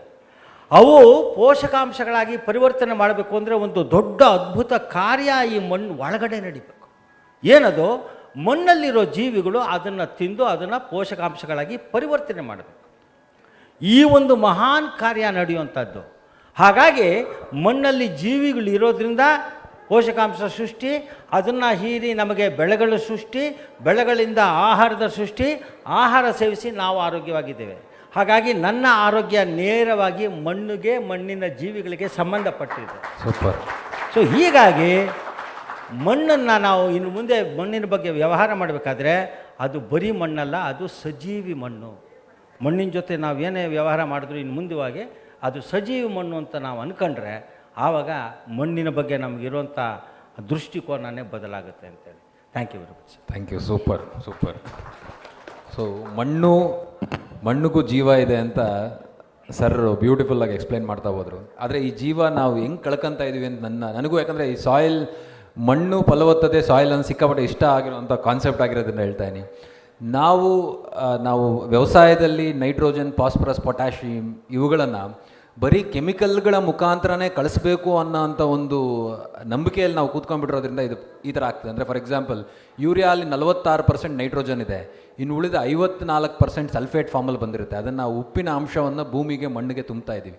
ಇದರಿಂದ ಅವ್ರು ಹೇಳಿದ ಎಲ್ಲ ಜೀವಾಣುಗಳು ಸಾಯ್ತಾ ಬರ್ತಿರ್ತವೆ, ನಶಿಸ್ತಾ ಬರ್ತಾ ಇರ್ತವೆ. ಸೊ ಹಂಗಾಗಿ ಪ್ರತಿಯೊಬ್ಬ ರೈತರು ಆದಷ್ಟು ತಮ್ಮ ಜಮೀನುಗಳಲ್ಲಿ ಬಯೋಲಾಜಿಕಲ್ಸ್ನ, ಜೀವಾಣುಗಳಿರೋಂತಹ ಬಯೋಲಾಜಿಕಲ್ಸ್ನ ಬಳಸಬೇಕು, ಜೈವಿಕ ಗೊಬ್ಬರಗಳನ್ನ ಬಳಸಬೇಕು ಅಂತ ತುಂಬ ಕಳಕಳಿಯಿಂದ ಕೇಳ್ಕೊತೀನಿ. ಸಾಹೇಬ್ರೆ, ತಮಗೆ ನನ್ನ ಪ್ರಶ್ನೆ, ಡಿಪಾರ್ಟ್ಮೆಂಟ್ ಕಡೆಯಿಂದ ಬಯೋ ಫರ್ಟಿಲೈಸರ್ಸ್ ಅಥವಾ ಬಯೋಲಾಜಿಕಲ್ಗಳನ್ನ ಬಳಸೋದಕ್ಕೆ ಏನೇನು ಕಾರ್ಯಾಚರಣೆಗಳಿದ್ದಾವೆ, ಅಥವಾ ನೀವು ವಾಟ್ ಯು ಸೇ, ನೀವು ಬಳಸಿ ಅಂತ ಹೇಳ್ತೀರಾ, ಬಳಸಬೇಡಿ ಅಂತ ಹೇಳ್ತೀರಾ, ಬಳಸಿದ್ರೆ ಯಾವ ಥರ ಪ್ರಮೋಟ್ ಮಾಡ್ತೀರಾ? ಖಂಡಿತ ಬಳಸ್ರಿ ಅಂತ ಹೇಳ್ತೇವೆ. ಬಳಸ್ತಾ ಇದ್ರೆ ನಮ್ಮ ಹುಡುಗಾಲಿಲ್ಲ, ಅದಕ್ಕಾದರೂ ಬಳಸಬೇಕಾಗಿದೆ ನಾವೀಗ. ಆಯಿತಾ? ಯೋಜನೆಗಳ ಬಗ್ಗೆ ತಾವು ಮಾತಾಡ್ತಾ ಇದ್ದೀರಿ. ನಮ್ಮ ಇಲಾಖೆಯಲ್ಲಿ ವಿವಿಧ ಯೋಜನೆಗಳ ಮುಖಾಂತರ ಈ ಸಾವಯವ ಕೃಷಿಯನ್ನು ಉತ್ತೇಜಿಸುವಂಥ ಅನೇಕ ಪರಿಕರಗಳನ್ನು ಕೊಡ್ತಾ ಇದ್ದೀವಿ. ರೈತ ಸಂಪರ್ಕ ಕೇಂದ್ರಗಳ ಮುಖಾಂತರ ಕೊಡ್ತಾ ಇದ್ದೀವಿ, ಪ್ರಾತ್ಯಕ್ಷಿಕೆ ಮುಖಾಂತರ ಕೊಡ್ತಾ ಇದ್ದೀವಿ. ಹಸಿರೆಲೆ ಗೊಬ್ಬರದ ಬೀಜ ಅಂತ ಒಂದು ಉಲ್ಲೇಖ ಬಂತು. ಆ ಹಸಿರೆಲೆ ಗೊಬ್ಬರದ ಬೀಜವನ್ನು 50% ಸಬ್ಸಿಡಿಯಲ್ಲಿ ರೈತ ಬಾಂಧವರಿಗೆ ಕೊಟ್ಟು ಅವರು ಮುಖ್ಯ ಬೆಳೆಯನ್ನು ಬಿತ್ತೋಕ್ಕಿಂತ ಮೊದಲು ಭೂಮಿಯಲ್ಲಿ ಎರಚಿಬಿಟ್ಟು ಅದು ಎದ್ದ ಮೇಲೆ 45 ದಿವಸ ಆದಮೇಲೆ ಮುಗ್ಗು ಹೊಡೆದು ಅದನ್ನೆಲ್ಲ ಸೇರಿಸ್ಬೇಕಂತ ಹೇಳ್ತಾ ಇದ್ದೀವಿ. ಅದೇ ರೀತಿ ಸಾವಯವ ಗೊಬ್ಬರಗಳನ್ನು, ವರ್ಮಿ ಕಾಂಪೋಸ್ಟ್ ಇರ್ಬೋದು, ಎರೆಗೊಬ್ಬರ, ಸಿಟಿ ಕಾಂಪೋಸ್ಟ್ ಇರ್ಬೋದು, ಈ ಥರ ಎಲ್ಲ ಇರ್ತಕ್ಕಂಥ ಸಾವಯವ ಗೊಬ್ಬರವನ್ನು ಕೊಡೋದು. ಆಮೇಲೆ ಮಣ್ಣು ಸುಧಾರಕಗಳನ್ನು ಕೊಡ್ತೇವೆ, ಅದು ಕೂಡ ಭಾಳ ಮುಖ್ಯ. ಫಲವತ್ತತೆ, ರಾಸಾಯನಿಕ ಗುಣಧರ್ಮದ ಜೊತೆಗೆ ಮಣ್ಣಿನ ಭೌತಿಕ ಗುಣಧರ್ಮವನ್ನು ಕಾಯ್ಕೊಳ್ಳೋದು ಕೂಡ ಅಷ್ಟೇ ಮುಖ್ಯವಾದಂಥ ಸಂಗತಿ. ಯಾಕಂತ ಹೇಳಿದ್ರೆ ಮಣ್ಣಿನಲ್ಲಿ ಅಸಂಖ್ಯ ಸೂಕ್ಷ್ಮಾಣು ಜೀವಿಗಳಿದಾವೆ, ಅವಕ್ಕೆ ಸೂಕ್ತವಾದಂಥ ವಾತಾವರಣ ಬೇಕಾಗ್ತದೆ, ಅದನ್ನೆಲ್ಲ ಕೊಡ್ತಾ ಇದ್ದೇವೆ. ಅದ್ರ ಜೊತೆಗೆ ಜೀವಾಣು ಗೊಬ್ಬರ ತಮಗೆಲ್ಲ ಗೊತ್ತಿದೆ, ರೈಜೋಬಿಯಮ್ ಅಂತ ಹೇಳ್ತೇವೆ, ರಂಜಕ ಕರಗಿಸೋ ಬ್ಯಾಕ್ಟೀರಿಯಾ ಅಂತ ಹೇಳ್ತೇವೆ, ಸುಡೋಮೊನಾಸ್ ಅಂತ ಹೇಳ್ತೇವೆ. ಈ ಎಲ್ಲ ಪರಿಕರಗಳನ್ನು ಅತ್ಯಂತ ಕಡಿಮೆ ಬೆಲೆಯಲ್ಲಿ 50% ಸಬ್ಸಿಡಿಯಿಂದ ರೈತರಿಗೆ ಕೊಟ್ಟು ಅವರಿಗೆ ಬಳಸುವಂಥ ಉತ್ತೇಜನ ಮಾಡ್ತಾ ಇದ್ದೀವಿ. ಇದು ಒಂದು ಮಾಹಿತಿ. ಯೋಜನೆ ಹೊರತಾಗಿ ನಾವು ಮಾಡಬೇಕಂತ ಕೆಲಸಗಳು ಅನೇಕ ಇದ್ದಾವೆ. ತಾವು ಈಗ ಹಾಗೆ ನಾವೊಂದು ಯೋಚನೆ ಮಾಡಿ ನೋಡಿದರೆ, ಒಂದು ಮಣ್ಣಿನ ಹೆಂಟೆನ ಕೈಲಿ ತೆಗೆದುಕೊಳ್ಳ್ರಿ. ರೈತರು ತಮ್ಮ ಜಮೀನಲ್ಲಿರ್ತಕ್ಕಂಥ ಮಣ್ಣಿನ ಹೆಂಟೆನ ಕೈಲಿ ತೆಗೆದುಕೊಂಡು 2 ಭಾಗ ಮಾಡಿ ಅದನ್ನು ನೀವು ನೋಡಿದ್ರಿ ಅಂತ ಹೇಳಿದ್ರೆ ಬೆಳಕಿಗೆ ಹಿಡಿದು ಅದರ ತುಂಬ ರಂಧ್ರ ಕಾಣ್ತದೆ, ತೂತ ಕಾಣ್ತದೆ. ಮತ್ತೆ ಹೊಡಿರಿ, 2 ಭಾಗ ಮಾಡಿರಿ, ಮತ್ತೆ ನೋಡ್ರಿ, ಅದು ತುಂಬ ಎಲ್ಲ ನಿಮಗೆ ರಂಧ್ರ ಕಾಣ್ತದೆ. ನಾನಿಲ್ಲಿ ಏನು ಹೇಳೋದಕ್ಕೆ ಪ್ರಯತ್ನ ಮಾಡ್ತಾ ಇದ್ದೀನಿ ಅಂತ ಹೇಳಿದರೆ, ಆ ಮಣ್ಣಿನ ಹೆಂಟೆಯನ್ನು ₹1 ಅಂತ ನೀವು ಪರಿಗಣನೆ ಮಾಡಿದರೆ ಅದರಲ್ಲಿ 50 ಪೈಸೆ ಖಾಲಿ ಜಾಗ ಇದೆ. ನಿಮ್ಮ ಗಟ್ಟಿಯಾದಂಥ ಮಣ್ಣಲ್ಲಿ ಕೂಡ ಸೃಷ್ಟಿಯಂಥ ಅದ್ಭುತವಾದಂಥ ಒಂದು ವ್ಯವಸ್ಥೆಯನ್ನು ಮಾಡಿಕೊಟ್ಟಿದೆ ನಮಗೆ. ಅದಕ್ಕೇ ಗಿಡ ಅಷ್ಟು ಹುಲಸಾಗಿ ಬೆಳೀತಾ ಇದೆ. ಆ ಹೆಂಟೆಯಲ್ಲಿ ಖಾಲಿ ಇರ್ತಕ್ಕಂಥ ಅರ್ಧ ಖಾಲಿ ಜಾಗ ಏನಿದೆಯಲ್ಲ, ಅದು ನಿರ್ವಾತ ಪ್ರದೇಶ ಅಲ್ಲ, ಅದು ನಿರ್ವಾತ ಸ್ಥಿತಿ ಅಲ್ಲ, ವ್ಯಾಕ್ಯೂಮ್ ಅಲ್ಲ. ಅದರಲ್ಲಿ ಗಾಳಿ ಮತ್ತು ನೀರು ತುಂಬಿಕೊಂಡಿರಬೇಕು. 50% ಖಾಲಿ ಜಾಗದಲ್ಲಿ. ಮಳೆಗಾಲ ಇದ್ದರೆ ನೀರು ತುಂಬಿಕೊಂಡಿರ್ತದೆ, ಬೇಸಿಗೆ ಕಾಲ ಇದ್ದರೆ ಗಾಳಿ ತುಂಬಿಕೊಂಡಿರ್ತದೆ. ಅದೆರಡು ಸಮನಾಗಿ ಇದ್ದಾಗ ಬೆಳೆ ಚೆನ್ನಾಗಿ ಬೆಳೆದು ಬರ್ತದೆ. ಹಾಗಾಗಿಬಿಟ್ಟು ನಾನು ಇಲ್ಲಿ ಏನು ಹೇಳೋದಕ್ಕೆ ಪ್ರಯತ್ನ ಮಾಡ್ತಾ ಇದ್ದೇನೆ ಅಂತ ಹೇಳಿದರೆ, ಫಲವತ್ತತೆ ಅಂತ ನಾವೇನು ಮಾತಾಡ್ತೀವಲ್ಲ, ಅದು ಒಂದು ರಾಸಾಯನಿಕ ಗುಣಧರ್ಮ. ಆದರೆ ಅದ್ರ ಜೊತೆಗೆ ಜೀವ ರಾಸಾಯನಿಕ ಗುಣಧರ್ಮ ಅಂತ ಒಂದಿದೆ. ಸೂಕ್ಷ್ಮಾಣುಜೀವಿಗಳ ಚಟುವಟಿಕೆ ಹೆಚ್ಚಾಗಬೇಕಂತ ಹೇಳಿದರೆ ಅದ್ರ ಜೊತೆ ಭೌತಿಕ ಗುಣಧರ್ಮ ಅಂತಿದೆ. ಸಚ್ಛಿದ್ರತೆ ಬೇಕು, ರಂಧ್ರಯುಕ್ತತೆ ಬೇಕು, ಅದಕ್ಕೊಂದು ಮಣ್ಣಿಗೆ ತಂದೆ ಆದಂಥ ಒಂದು ತೂಕ ಬೇಕು. ಆಮೇಲೆ ಗಾಳಿ ಆಡುವಿಕೆ, ಯಾಕಂತ ಹೇಳಿದರೆ ಸಸ್ಯ ಜೀವ ವಸ್ತು, ಮಣ್ಣು ಸಜೀವ ವಸ್ತು. ಬೇರು ಚೆನ್ನಾಗಿ ಬೆಳಿಬೇಕು, ಅದು ತನ್ನ ಕ್ರಿಯಾಶೀಲತೆಯನ್ನು ಉಳಿಸ್ಕೋಬೇಕಂತ ಹೇಳಿದರೆ ಬೇರು ಉಸಿರಾಡಿಸ್ಬೇಕು. ಅದಕ್ಕೆ ಗಾಳಿಯಲ್ಲಿ ಮಣ್ಣಿನಲ್ಲಿ ಗಾಳಿ ಕೂಡ ಬೇಕು. ತಮಗೊಂದು ಆಶ್ಚರ್ಯ ಆಗ್ಬೋದು, ಅಥವಾ ಎಷ್ಟೋ ಜನ ತಜ್ಞರಲ್ಲಿ ಗಮನಿಸಿರ್ಬೋದು, ಜಗತ್ತಿನಲ್ಲಿರ್ತಕ್ಕಂಥ 16% ಜನಸಂಖ್ಯೆ ಭಾರತ ದೇಶದಲ್ಲಿದೆ. ಕರೆಕ್ಟ್. ಜಗತ್ತಿಗಿರ್ತಕ್ಕಂಥ ಒಟ್ಟು ಭೌಗೋಳಿಕ ಪ್ರದೇಶದ 2% ಭೂಮಿ ಮಾತ್ರ ಭಾರತಕ್ಕಿದೆ. ಯೋಚನೆ ಮಾಡಿ ಎಲ್ಲಿಂದ ಎಲ್ಲಿಗೆ ಹೋಗ್ತಾ ಇದ್ದೇವೆ. 16% ಜನಸಂಖ್ಯೆ ಇದೆ, 2% ಭೂಪ್ರದೇಶ ಇದೆ, ಭೌಗೋಳಿಕ ವಿಸ್ತೀರ್ಣ ಇದೆ. ಜಗತ್ತಿನಲ್ಲಿ ಬೀಳುವಂಥ ಒಟ್ಟು ಮಳೆಯ 1% ಮಳೆ ಮಾತ್ರ ಭಾರತ ದೇಶದ ಮೇಲೆ ಬೀಳ್ತದೆ. ಜನಸಂಖ್ಯೆ ಬೆಳೆಯೋದು ನಿಲ್ಸೋಕ್ಕಾಗೋದಿಲ್ಲ, ಭೂಮಿಯನ್ನು ಹೆಚ್ಚು ಮಾಡೋಕ್ಕಾಗೋದಿಲ್ಲ. ಭೂಮಿ ಬರ್ತಾ ಬರ್ತಾ ಕಡಿಮೆ ಆಗ್ತಾ ಹೋಗ್ತಾ ಇದೆ. ಕೃಷಿಯೇತರ ಚಟುವಟಿಕೆಗಳು ಬಳಸ್ತಾ ಇದ್ದು ನಾನು ಇಲ್ಲೇನು ಹೇಳೋದಕ್ಕೆ ಪ್ರಯತ್ನ ಮಾಡ್ತಾ ಇದ್ದೇನೆ ಅಂತ ಹೇಳಿದರೆ, ಇರುವಷ್ಟು ಭೂಪ್ರದೇಶದಲ್ಲಿ ಬೆಳೀತಾ ಇರ್ತಕ್ಕಂಥ ಜನಸಂಖ್ಯೆಗೆ ಹೊಟ್ಟೆ ತುಂಬ ಆಹಾರ ಕೊಡಬೇಕು. ಕೊಡ್ತಕ್ಕಂಥ ಆಹಾರ ಸುರಕ್ಷಿತವಾಗಿರಬೇಕು ಮತ್ತು ಆರೋಗ್ಯಪೂರ್ಣವಾಗಿರಬೇಕು. ಎಷ್ಟು ನಮ್ಮ ಕೃಷಿ ಸೂಕ್ಷ್ಮ ಆಗಬೇಕಾಗಿದೆ ಅನ್ನೋದನ್ನು ನಾವು ಯೋಚನೆ ಮಾಡಬೇಕು. ಇದೆಲ್ಲ ವಿಚಾರಗಳನ್ನು ನಾವು ತಲೆಯಲ್ಲಿ ಇಟ್ಟುಕೊಂಡು ಆ ಎಲ್ಲ ಸಾವಯವ ಅಂಶಗಳನ್ನು ಬಳಸಬೇಕು. ಸಾವಯವ ವಸ್ತುಗಳಿರ್ಬೋದು, ಜೈವಿಕ ಗೊಬ್ಬರಗಳಿರ್ಬೋದು, ಮತ್ತು ಬಯೋ ಏಜೆಂಟ್ ಅಂತ ಹೇಳ್ತೇವೆ. ಸಸ್ಯಗಳಿಗೆ ಅಥವಾ ಬೆಳೆಗಳಿಗೆ ಕ್ರಿಮಿಕೀಟಗಳು ಬಂದಾಗ ಅವುಗಳನ್ನು ನಿಯಂತ್ರಣ ಮಾಡೋದು ಕೂಡ ಸಾವಯವ ರೂಪದಲ್ಲಿ ಇರ್ತಕ್ಕಂಥ ಕ್ರಿಮಿನಾಶಕಗಳು, ಕೀಟನಾಶಕಗಳು ಇದೆ. ಅವನ್ನೆಲ್ಲ ಮೊದಲು ಬಳಸಬೇಕು. ಅವನ್ನ ಬಳಸ್ಕೊಂಡು ಭೂಮಿ ವಿಷಯುಕ್ತ ಆಗೋದನ್ನು ನಾವು ತಡಿಬೇಕಾಗ್ತದೆ. ಅಲ್ಲಿ ನಾವೀಗ ಈ ಭೂಪ್ರದೇಶದಲ್ಲಿರ್ತಾಗ ನಮ್ಮ ಜಮೀನಿನಲ್ಲಿ ಒಟ್ಟಾರೆಯಾಗಿ ನಾವು ಅವರಿಗೆ ಶಿಫಾರಸು ಮಾಡುವಾಗ, ಯಾಕಂತ ಹೇಳಿದರೆ ಈಗ ನಾವು ಇಷ್ಟೆಲ್ಲ ಮಣ್ಣಿನ ಆರೋಗ್ಯದ ಬಗ್ಗೆ ಮಾತಾಡ್ತಾ ಇದ್ದೇವೆ, ಮಣ್ಣಿನ ರಕ್ಷಣೆ ಬಗ್ಗೆ ಮಾತಾಡ್ತಾ ಇದ್ದೇವೆ. ಇದನ್ನೇ ಆ ಮಣ್ಣನ್ನೇ ತೆಗೆದುಕೊಂಡು ಇಲ್ಲೊಂದು ವೃತ್ತವನ್ನು ಹಾಕೋಣ. ವೃತ್ತವನ್ನು ಅಂತ ಹಾಕಿದ ಮೇಲೆ ಅದಕ್ಕೊಂದು ಪರಿಧಿ ಇರ್ತದೆ. ಆ ಪರಿಧಿ ಇರ್ತದೆ, ಒಳಗಡೆ ಒಂದು ಕೇಂದ್ರ ಇರ್ತದೆ. ನಾವೆಲ್ಲ ಎಲ್ಲಿದ್ದೀವಿ? ಅಧಿಕಾರಿಗಳು, ತಜ್ಞರು, ವಿಜ್ಞಾನಿಗಳು, ವ್ಯಾಪಾರಿಗಳು, ನಾಗರಿಕರು, ಗ್ರಾಹಕರು ಮತ್ತು ನೀವು ಮಾಧ್ಯಮದವರು ನಾವೆಲ್ಲ ಎಲ್ಲಿದ್ದೀವಿ? ಪರಿಧಿಲಿದ್ದೀವಿ. ಕೇಂದ್ರದಲ್ಲಿ ಯಾರಿದ್ದಾರೆ? ರೈತ ಇದ್ದಾನೆ. ನಾವು ಕಟ್ಟಕಡೆಯದಾಗಿ ಈ ಮಣ್ಣನ್ನು ರಕ್ಷಣೆ ಮಾಡ್ಕೋಬೇಕಾದವನು, ಆರೋಗ್ಯ ರಕ್ಷಣೆ ಮಾಡ್ಕೊಳ್ಬೇಕಾದವನು ರೈತ. ನಾವು ಕೊಡುವಂಥ ಶಿಫಾರಸುಗಳು ಬಹಳ ಸಂತುಲಿತವಾಗಿರಬೇಕು, ಬಹಳ ಯೋಚನಾಬದ್ಧವಾಗಿರಬೇಕು. ಅದು ಅಳವಡಿಕೆಗೆ ಸುಲಭ ಸಾಧ್ಯ ಇರಬೇಕು. ಕಡಿಮೆ ಬೆಲೆಯಲ್ಲಿ ಕಡಿಮೆ ವೆಚ್ಚದಲ್ಲಿ ಆಗೋದಕ್ಕೆ ಅದೊಂದು ಸಾಧ್ಯತೆಯನ್ನು ತೋರಿಸ್ಬೇಕು. ಆವಾಗ ಮಾತ್ರ ರೈತ ಅಳವಡಿಸ್ಕೊಳ್ತಾನೆ. ಈಗ ಮುಂಗಾರು ಪ್ರಾರಂಭ ಆಗ್ತಾ ಇದೆ, ಬೆಂಗಳೂರಿನಲ್ಲಂತೂ ಪ್ರಾರಂಭ ಆಗಿಬಿಟ್ಟಿದೆ. ಮುಂಗಾರು ಪ್ರಾರಂಭ ಆಗುವಾಗ ನಾನೊಬ್ಬ ರೈತ ಆಗಿ ನಮ್ಮ ಬೆಳೆಯನ್ನು ಬೆಳೆಯೋದಕ್ಕೆ, ಹಂಗಾಮನ್ನು ಮುಂದೆ ತೊಗೊಂಡು ಹೋಗೋದಕ್ಕೆ ಅನೇಕ ತಯಾರಿಯನ್ನು ಮಾಡ್ಕೊತೇನೆ. ಬೀಜವನ್ನು ಸಂಗ್ರಹ ಮಾಡ್ಕೊತೇನೆ, ಗೊಬ್ಬರದ ಬಗ್ಗೆ ಯೋಚನೆ ಮಾಡ್ತೇನೆ, ಔಷಧಿಗಳು ಬೇಕು, ಉಪಕರಣಗಳು ಬೇಕು. ಅಷ್ಟೇ ಅಲ್ಲ, ಇದನ್ನೆಲ್ಲ ತೊಗೊಂಬರೋದಕ್ಕೆ ಸಾಲ ಬೇಕು, ಅದರ ಬಗ್ಗೆ ಕೂಡ ಯೋಚನೆ ಮಾಡ್ತೇನೆ. ಆಳು ಕಾಳಿನ ಬಗ್ಗೆ ಯೋಚನೆ ಮಾಡ್ತೇನೆ. ಇಷ್ಟೆಲ್ಲ ಗಂಭೀರವಾಗಿ ಯೋಚನೆ ಮಾಡ್ತಾ ಇದ್ದೀನಿ. ಆದರೆ ಮಣ್ಣಿನ ಬಗ್ಗೆ ನಾನು ಯೋಚನೆ ಮಾಡ್ತಾ ಇಲ್ಲ. ಯಾಕಂತ ಹೇಳಿದರೆ ಮಣ್ಣು ಜಮೀನಲ್ಲಿ ಈಗಾಗಲೇ ಇದ್ದು ಬಿಟ್ಟಿದೆ. ಅದನ್ನು ನಾನು ದುಡ್ಡು ಕೊಟ್ಟು ತರಬೇಕಾಗಿಲ್ಲ. ಅದು ಈಗಾಗಲೇ ಇರೋದ್ರಿಂದ ಅದರ ಬಗ್ಗೆ ನಮ್ಮ ಕಡೆ ಹೆಚ್ಚು ಲಕ್ಷ್ಯ ಹೋಗ್ತಾ ಇಲ್ಲ. ನಾನೊಂದು ಮಾತು ಹೇಳ್ತೀನಿ ನಿಮಗೆ, ಈ ಬೀಜ, ಗೊಬ್ಬರ, ಔಷಧಿ, ಉಪಕರಣ ಏನಿದೆಯಲ್ಲ, ಇದನ್ನು 1ಕ್ಕೆ 2 ದುಡ್ಡು ಕೊಟ್ಟು ಮಾರುಕಟ್ಟೆಯಿಂದ ನೀವು ಖರೀದಿ ಮಾಡ್ಕೊಂಬರ್ಬೋದು. ಮಣ್ಣನ್ನು ಖರೀದಿ ಮಾಡ್ಕೊಂಬರೋದಕ್ಕೆ ಸಾಧ್ಯ ಇಲ್ಲ. ಈ ಭೂಮಿ ಮೇಲೆ ಮಣ್ಣನ್ನು ತಯಾರು ಮಾಡುವಂಥ ಯಾವ ಕಾರ್ಖಾನೆಯನ್ನು ಇದುವರೆಗೂ ಯಾರು ಕಟ್ಟೋದಕ್ಕೆ ಮಾಡೋದಕ್ಕೆ ಆಗಿಲ್ಲ. ಇಷ್ಟೆಲ್ಲ ದೊಡ್ಡ ದೊಡ್ಡ ಉದ್ಯಮಿಗಳಿದ್ದಾರೆ, ಏನೆಲ್ಲ ತಯಾರಿ ಮಾಡ್ತಾರೆ. ಆ ಮಣ್ಣು ತಯಾರಾಗಬೇಕಾದಂಥ ಕಾರ್ಖಾನೆ ಅಂತ ಹೇಳಿದ್ರೆ ಅದ್ಭುತ ಕಾರ್ಖಾನೆ ಪ್ರಕೃತಿ, ನಿಸರ್ಗ, ಸೃಷ್ಟಿ. ಅದಕ್ಕೆ ಗೊತ್ತಿದೆ ಎಷ್ಟು ಬೆಳಿಬೇಕು, ಎಷ್ಟು ಬೆಳೆಸಬೇಕು, ಎಷ್ಟು ಬೆಳಿಬಾರ್ದಂತಂದು. ಅದಕ್ಕೆ ನಾನು ಇಲ್ಲೇನು ಹೇಳೋದಕ್ಕೆ ಪ್ರಯತ್ನ ಮಾಡ್ತಾ ಇದ್ದೇನೆ ಅಂತ ಹೇಳಿದರೆ, ಮಣ್ಣಿನಿಂದ ಬೆಳ್ಕೋಬೇಕು. ಜಪಾನಿ ಕೃಷಿ ಋಷಿ ತಮಗೆಲ್ಲ ಗೊತ್ತಿದೆ, ಮಸನೊಬೊ ಫುಕುವೋಕ ಅಂತಂದು 60-70 ವರ್ಷಗಳ ಕಾಲ ತನ್ನ ಸ್ವಂತ ಜಮೀನಲ್ಲಿ ಕೃಷಿಯನ್ನು ಮಾಡಿದ ಅನುಭವದ ಆಧಾರದ ಮೇಲೆ ಮಸನೊಬೊ ಫುಕುವೋಕ ಅವರು ಹೇಳ್ತಾರೆ, ಒಕ್ಕಲುತನದ ಕಟ್ಟಕಡೆಯ ಗುರಿ ಕೇವಲ ಬೆಳೆಗಳನ್ನು ಬೆಳೆಯುವುದಲ್ಲ. ಒಕ್ಕಲುತನದ ಕಟ್ಟಕಡೆಯ ಗುರಿ ಕೇವಲ ಬೆಳೆಗಳನ್ನು ಬೆಳೆಯುವುದಲ್ಲ. ನಾವು ಒಳಗಿನ ಕೃಷಿಯನ್ನು ಮಾಡಿಕೊಂಡು, ಅಂತರಂಗ ಶೋಧನೆಯನ್ನು ಮಾಡಿಕೊಂಡು ಪರಿಪೂರ್ಣ ಮಾನವತೆ ಕಡೆಗೆ ಹೋಗುವುದೇ ಒಕ್ಕಲುತನ, ಬೇಸಾಯ ಅನ್ನುವಂಥ ಮಾತನ್ನು, ಅದ್ಭುತವಾದ ಮಾತನ್ನು ಹೇಳ್ತಾರೆ. 60-70 ವರ್ಷ ಕೃಷಿಯನ್ನು ಮಾಡಿದ ಮೇಲೆ ಜಗತ್ತಿನ ಎಲ್ಲ ಎಲ್ಲ ವಿಜ್ಞಾನಿಗಳು, ಜಗತ್ತಿನ ಎಲ್ಲ ನೀತಿ ನಿರೂಪಕರು ಮಸನೊಬೊ ಫುಕುವೋಕ ಅನ್ನುವಂಥ ರೈತನ ಕ್ಷೇತ್ರಕ್ಕೆ ಭೇಟಿ ಕೊಟ್ಟಿದ್ದಾರೆ.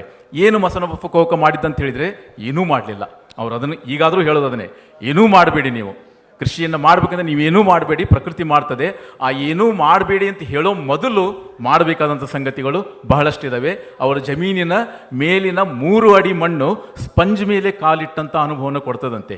ಗೊಬ್ಬರವನ್ನು ಅವ್ರು ಹೇಳ್ತಾರೆ, ಗೊಬ್ಬರ ಬೇಡ ಅಂತ ಹೇಳಿ ಸಾವಯವ ಗೊಬ್ಬರ ಕೂಡ ಬೇಡ ಅಂತ ಹೇಳ್ತಾರೆ ಅವರು. ಅದು ನೈಸರ್ಗಿಕ ಕೃಷಿಯ ಒಂದು ತತ್ವ. ಇರಲಿ, ಗೊಬ್ಬರ ಬೇಡ, ಉಳುಮೆ ಬೇಡ, ಕಳೆ ಕೀಳುವುದು ಬೇಡ, ನನ್ನನ್ನು ನೀವು ಕಣ್ಣು ಮುಚ್ಚಿ ಅನುಕರಣೆ ಮಾಡೋದು ಬೇಡ ಅಂತ ಹೇಳ್ತಾರೆ ಕೊನೆ ಮಾತನ್ನ. ಎಷ್ಟು ಅದ್ಭುತವಾದಂಥ ಮಾತು ನೋಡ್ರಿ.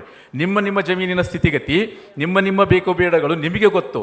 ನಿಮ್ಮ ಕೃಷಿ ಜಮೀನಿನ ಆಧಾರದ ಮೇಲೆ ನೀವೇ ನಿಮಗೆ ಬೇಕಾದಂಥ ಪ್ರಯೋಗವನ್ನು ಮಾಡಿಕೊಂಡು ನಿಮ್ಮ ಸಾವಯವ, ನಿಮ್ಮ ಸಾಗುವಳಿ ಕ್ರಮಗಳನ್ನು, ನಿಮ್ಮ ಕೃಷಿ ಪದ್ಧತಿನ ನೀವೇ ಶೋಧಿಸಿಕೊಳ್ಳಿ ಅನ್ನುವಂಥ ಅದ್ಭುತವಾದ ಮಾತನ್ನು ಹೇಳಿದ್ದಾರೆ.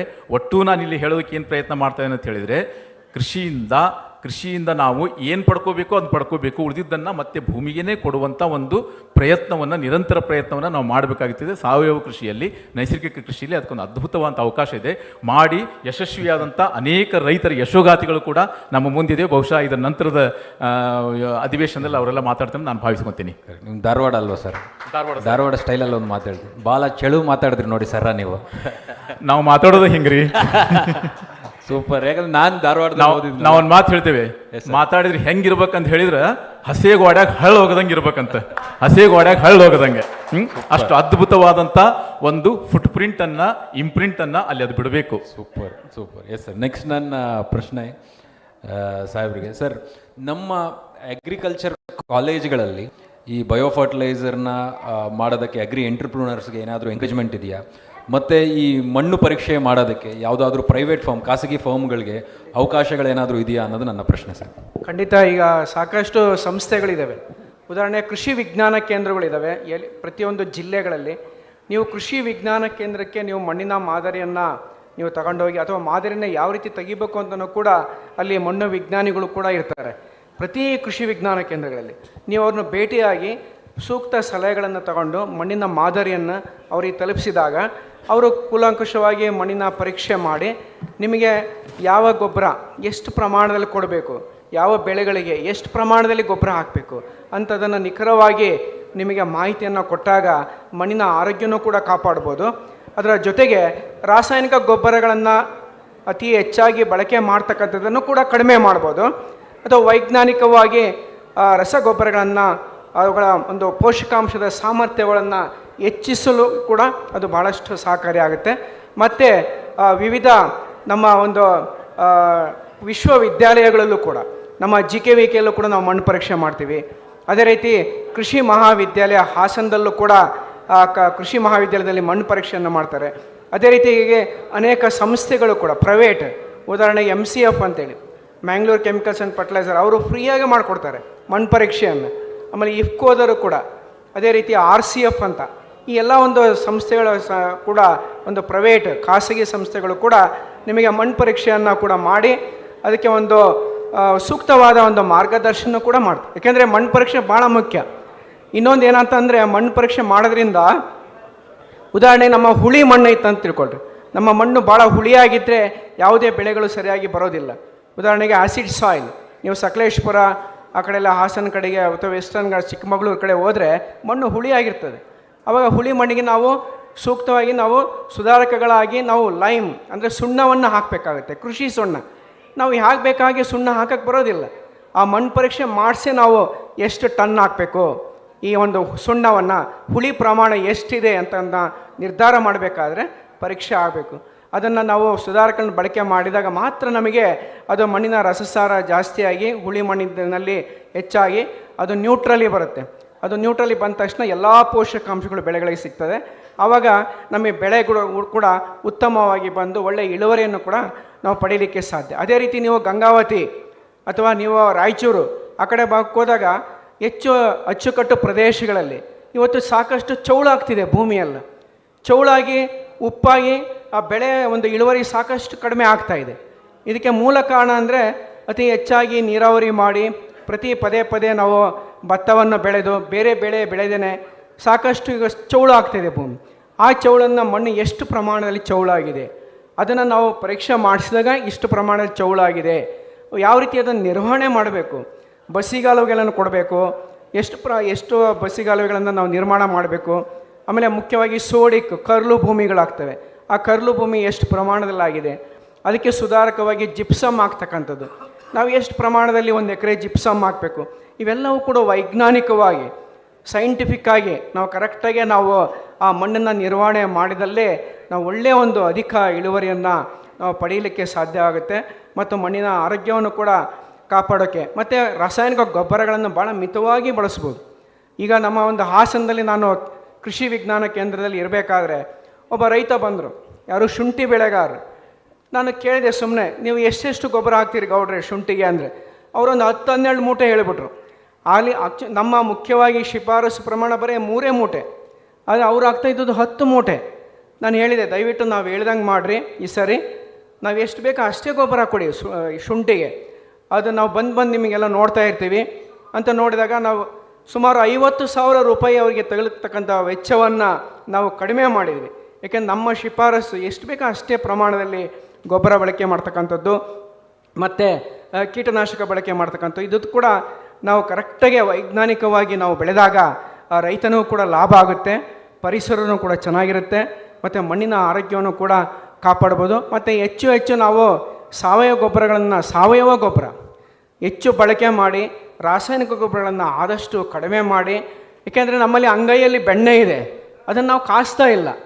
ನಾನು ಎಷ್ಟೋ ಜನ ರೈತರಿಗೆ ಹೇಳ್ತೀನಿ, ಎಲ್ಲೋದ್ರೂ ಕೂಡ ನೀವು ಸಾಕಷ್ಟು ಪರಿಶ್ರಮ ಪಟ್ಟರೆ ನಿಮ್ಮ ಗೊಬ್ಬರಗಳನ್ನು ನೀವೇ ತಯಾರು ಮಾಡ್ಕೊಳ್ಳೋಕ್ಕೆ ಸಾಧ್ಯ ಆಗುತ್ತೆ. ಎರೆಹುಳು ಗೊಬ್ಬರ ಮಾಡ್ಕೊಳ್ಳಿ, ಸಾಕಷ್ಟು ಕೃಷಿ ತ್ಯಾಜ್ಯಗಳನ್ನು ಒಂದು ಕಡೆಗೆ ಹಾಕಿ ಅದನ್ನು ಗೊಬ್ಬರ ಮಾಡಿ. ಎಷ್ಟೋ ಜನ ಸುಟ್ಟು ಹಾಕ್ಬಿಡ್ತಿದ್ದಾರೆ. ನಾನು ಎಲ್ಲ ಕಡೆ ನೋಡ್ತೇನೆ, ಇದೊಂದು ಭಾಳ ಒಂದು ಪರಿಸರಕ್ಕೆ ಕೂಡ ಒಂದು ಧಕ್ಕೆ ಸುಡ್ತಕ್ಕಂಥದ್ದು. ಅದಕ್ಕೆ ಸುಡೋದನ್ನು ಕಡಿಮೆ ಮಾಡಿ ಯಾವುದೇ ಒಂದು ಬೆಳೆ ವಿಶೇಷಗಳನ್ನು ಅಥವಾ ಬೆಳೆ ಅವಶೇಷಗಳನ್ನು ಸುಡಬೇಡ್ರಿ. ನೀವು ತ್ಯಾಜ್ಯವನ್ನು ಬಳಕೆ ಮಾಡಿ ಪೂರ್ಣ ಮಾಡಿ ಒಂದು ಭೂಮಿಗೆ ಶಕ್ತಿಯನ್ನು ಕೊಡಿ ಅಂತಕ್ಕೆಂದರೆ ನಾವೆಲ್ಲ ಬೆಳಗ್ಗೆ ತಿಂಡಿ ತಿಂತೀವಿ, ಮಧ್ಯಾಹ್ನ ಊಟ ಮಾಡ್ತೀವಿ, ಮತ್ತು ಹೊಟ್ಟೆ ಹಸಿವಾಗ್ತದೆ, ಮತ್ತು ರಾತ್ರಿ ಹೊಟ್ಟೆ ಹಸಿವಾಗ್ತದೆ ಊಟ ಮಾಡ್ತೀವಿ. ಆದರೆ ಭೂಮಿ ತಾಯಿ ಕೇಳೋಕ್ಕೆ ಬಾಯಿ ಇಲ್ಲ. ಭೂಮಿ ತಾಯಿಗೆ ಹೊಟ್ಟೆ ಹಸಿವಾಗಿದೆ ಅಂತಕ್ಕಂಥದ್ದು ನಾವು ಯಾವಾಗ ಗೊತ್ತಾಗುತ್ತೆ ಅಂದರೆ ನಮ್ಮ ಬೆಳೆ ಇಳುವರಿ ಕುಂಠಿತ ಆದಾಗ, ಭೂಮಿನಲ್ಲಿ ಆಹಾರ ಕಡಿಮೆ ಆಗಿದೆ, ಆ ಆಹಾರನ ನಾವು ಪೂರ್ಣಗೊಳಿಸ್ತಕ್ಕಂಥದ್ದು ಕರ್ತವ್ಯ ನಮ್ದು. ಏಕೆಂದರೆ ಏನೆಲ್ಲ ನಾವು ಭೂಮಿಯಿಂದ ತಗೊಳ್ತೀವಿ, ಆದರೆ ಭೂಮಿಗೆ ವಾಪಸ್ಸು ಮತ್ತು ನಾವು ಎಷ್ಟು ಕೊಡ್ತೀವಿ ಅಂತಕ್ಕಂಥದ್ದು ಭಾಳ ಮುಖ್ಯ. ಏನೆಲ್ಲ ನಾವು ಬೆಳೆಗಳನ್ನು ಬೆಳೆದು ಸಾಕಷ್ಟು ಆದಾಯವನ್ನು ಗಳಿಸ್ತೀವಿ, ಆದರೆ ಮಣ್ಣಿನಲ್ಲಿ ಒಂದು ಶಕ್ತಿ ಎಷ್ಟು ಕಡಿಮೆ ಆಗಿದೆ ಅದನ್ನು ಮತ್ತೆ ಮರುಪೂರ್ಣ ರಿಸ್ಟೋರೇಷನ್ ಮತ್ತು ವಾಪಸ್ಸು ಭೂಮಿಗೆ ಕೊಡ್ತಕ್ಕಂಥದ್ದು ಕಾರ್ಯ ಎಲ್ಲೋ ಒಂದು ಕಡೆಗೆ ಕಡಿಮೆ ಆಗ್ತಾಯಿದೆ. ಅದರಿಂದ ಭೂಮಿ ಶಕ್ತಿ ಕಡಿಮೆ ಆಗ್ತಿದೆ ಅಂತಕ್ಕಂಥದ್ದು ನನ್ನ ಒಂದು ಅಭಿಪ್ರಾಯ ಅಂತಕ್ಕಂಥದ್ದು. ಸೂಪರ್. ನನಗೆ ಲಾಸ್ಟಲ್ಲಿ ತುಂಬ ಚೆನ್ನಾಗಿ ಹೇಳಿದ್ರಿ ಸರ್. ಭೂಮಿಯಿಂದ ನಾವೆಲ್ಲ ಪಡ್ಕೊಂತೀವಿ ಅಂದರೆ ಒಂದು ಬೀಜ ಒಂದು ಮರವಾಗಬೇಕು, ಗಿಡವಾಗಬೇಕು ಅಂದರೆ ಡೆಫಿನೆಟ್ಲಿ ಅದು ಸಾಯಿಲಿಂದಾನೇ ಎಲ್ಲ ಮೆಟೀರಿಯಲ್ನೂ ತಗೊತಾ ಇರಬೇಕು. ಒಂದು ಸಣ್ಣ ಸೈಜ್ ಇರೋವಂಥ ಒಂದು ಸೀಡ್ ಒಂದು ದೊಡ್ಡ ಮರ ಆಗತ್ತೆ ಅಂದರೆ ಅದು ಭೂಮಿಯಿಂದನೇ ಪಡ್ಕೊಂಡಿರುತ್ತೆ ಎಲ್ಲ ಮೆಟೀರಿಯಲ್ಗಳನ್ನ, ಬೇಕಾಗಿರೋವಂಥ ಅಂಶಗಳನ್ನ. ಸೊ ಅಂಥ ಭೂಮಿ ತಾಯಿ ಸಮಾನ. ಅಂಥ ಭೂಮಿನ ನಾವು ತುಂಬ ಅದ್ಭುತವಾಗಿ ನೋಡ್ಕೋಬೇಕಾಗಿರುತ್ತೆ. ಸಾಹೇಬ್ರು ಇನ್ನೊಂದು 3 ಮೂಟೆ ಹಾಕೋ ಜಾಗದಲ್ಲಿ 20 ಮೂಟೆ ಹಾಕ್ತಾ ಇದ್ದಾರೆ ಶುಂಠಿಗೆ ಅಂತ.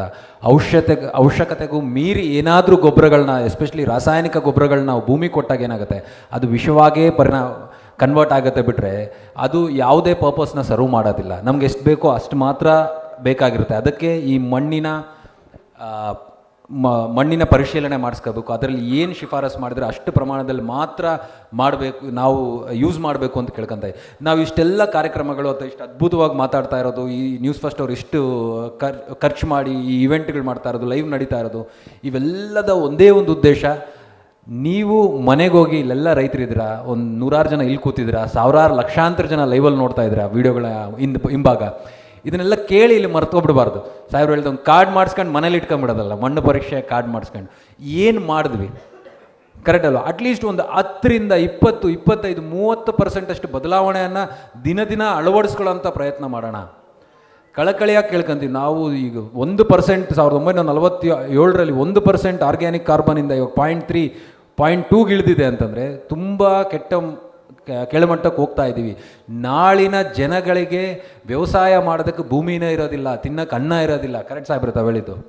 ನಾವು ಭೂಮಿನ ಉಳಿಸ್ಕೋಬೇಕು ಅಂತಂದರೆ ಮಣ್ಣಿನ ಆರೋಗ್ಯ ತುಂಬ ಮಹತ್ವವಾದದ್ದು. ಮಣ್ಣನ್ನು ತುಂಬ ಚೆನ್ನಾಗಿ ಇಟ್ಕೋಬೇಕಾಗಿರೋಂಥದ್ದು. ಬರೀ ಕೆಮಿಕಲ್ಗಳನ್ನ ಮೊರೆ ಹೋಗಬೇಡಿ, ಅಟ್ಲೀಸ್ಟ್ ಆಲ್ಟರ್ನೇಟಿವ್ ಸೊಲ್ಯೂಷನ್ ಹುಡ್ಕೊಳ್ಳಿ. ಇಲ್ಲ ನಾನು ವ್ಯವಸಾಯ ಮಾಡೋದು ನಿಲ್ಲಿಸ್ಬಿಡ್ತೀನಿ. ನನಗಾಗಿರೋಂಥ ಎಕ್ಸಾಂಪಲ್, ನಾವೆಲ್ಲೋ ಒಂದು ಟೊಮೊಟೊ ಬೆಳೆದಿದ್ವಿ, 15 ಎಕರೆ ಟೊಮೊಟೊ ಅಗ್ರೆಸಿವ್ ಆಗಿ ಮಾಡ್ತಿದ್ವಿ. ಯಾಕಂದರೆ ಕಾಲೇಜ್ ಮುಗಿಸ್ಕೊಂಡು ಬಂದಿದ್ವಿ, ದುಡ್ಡು ಮಾಡಬೇಕು ಅಂತ ಆಸೆ, ಕೆಮಿಕಲ್ ಫರ್ಟಿಲೈಸರ್ನ ತೆಗೆದು ಸುರಿತಿದ್ವಿ. 5 ಎಕರೆ ಲ್ಯಾಬ್ಸೇ ಆಗ್ಬಿಡ್ತು.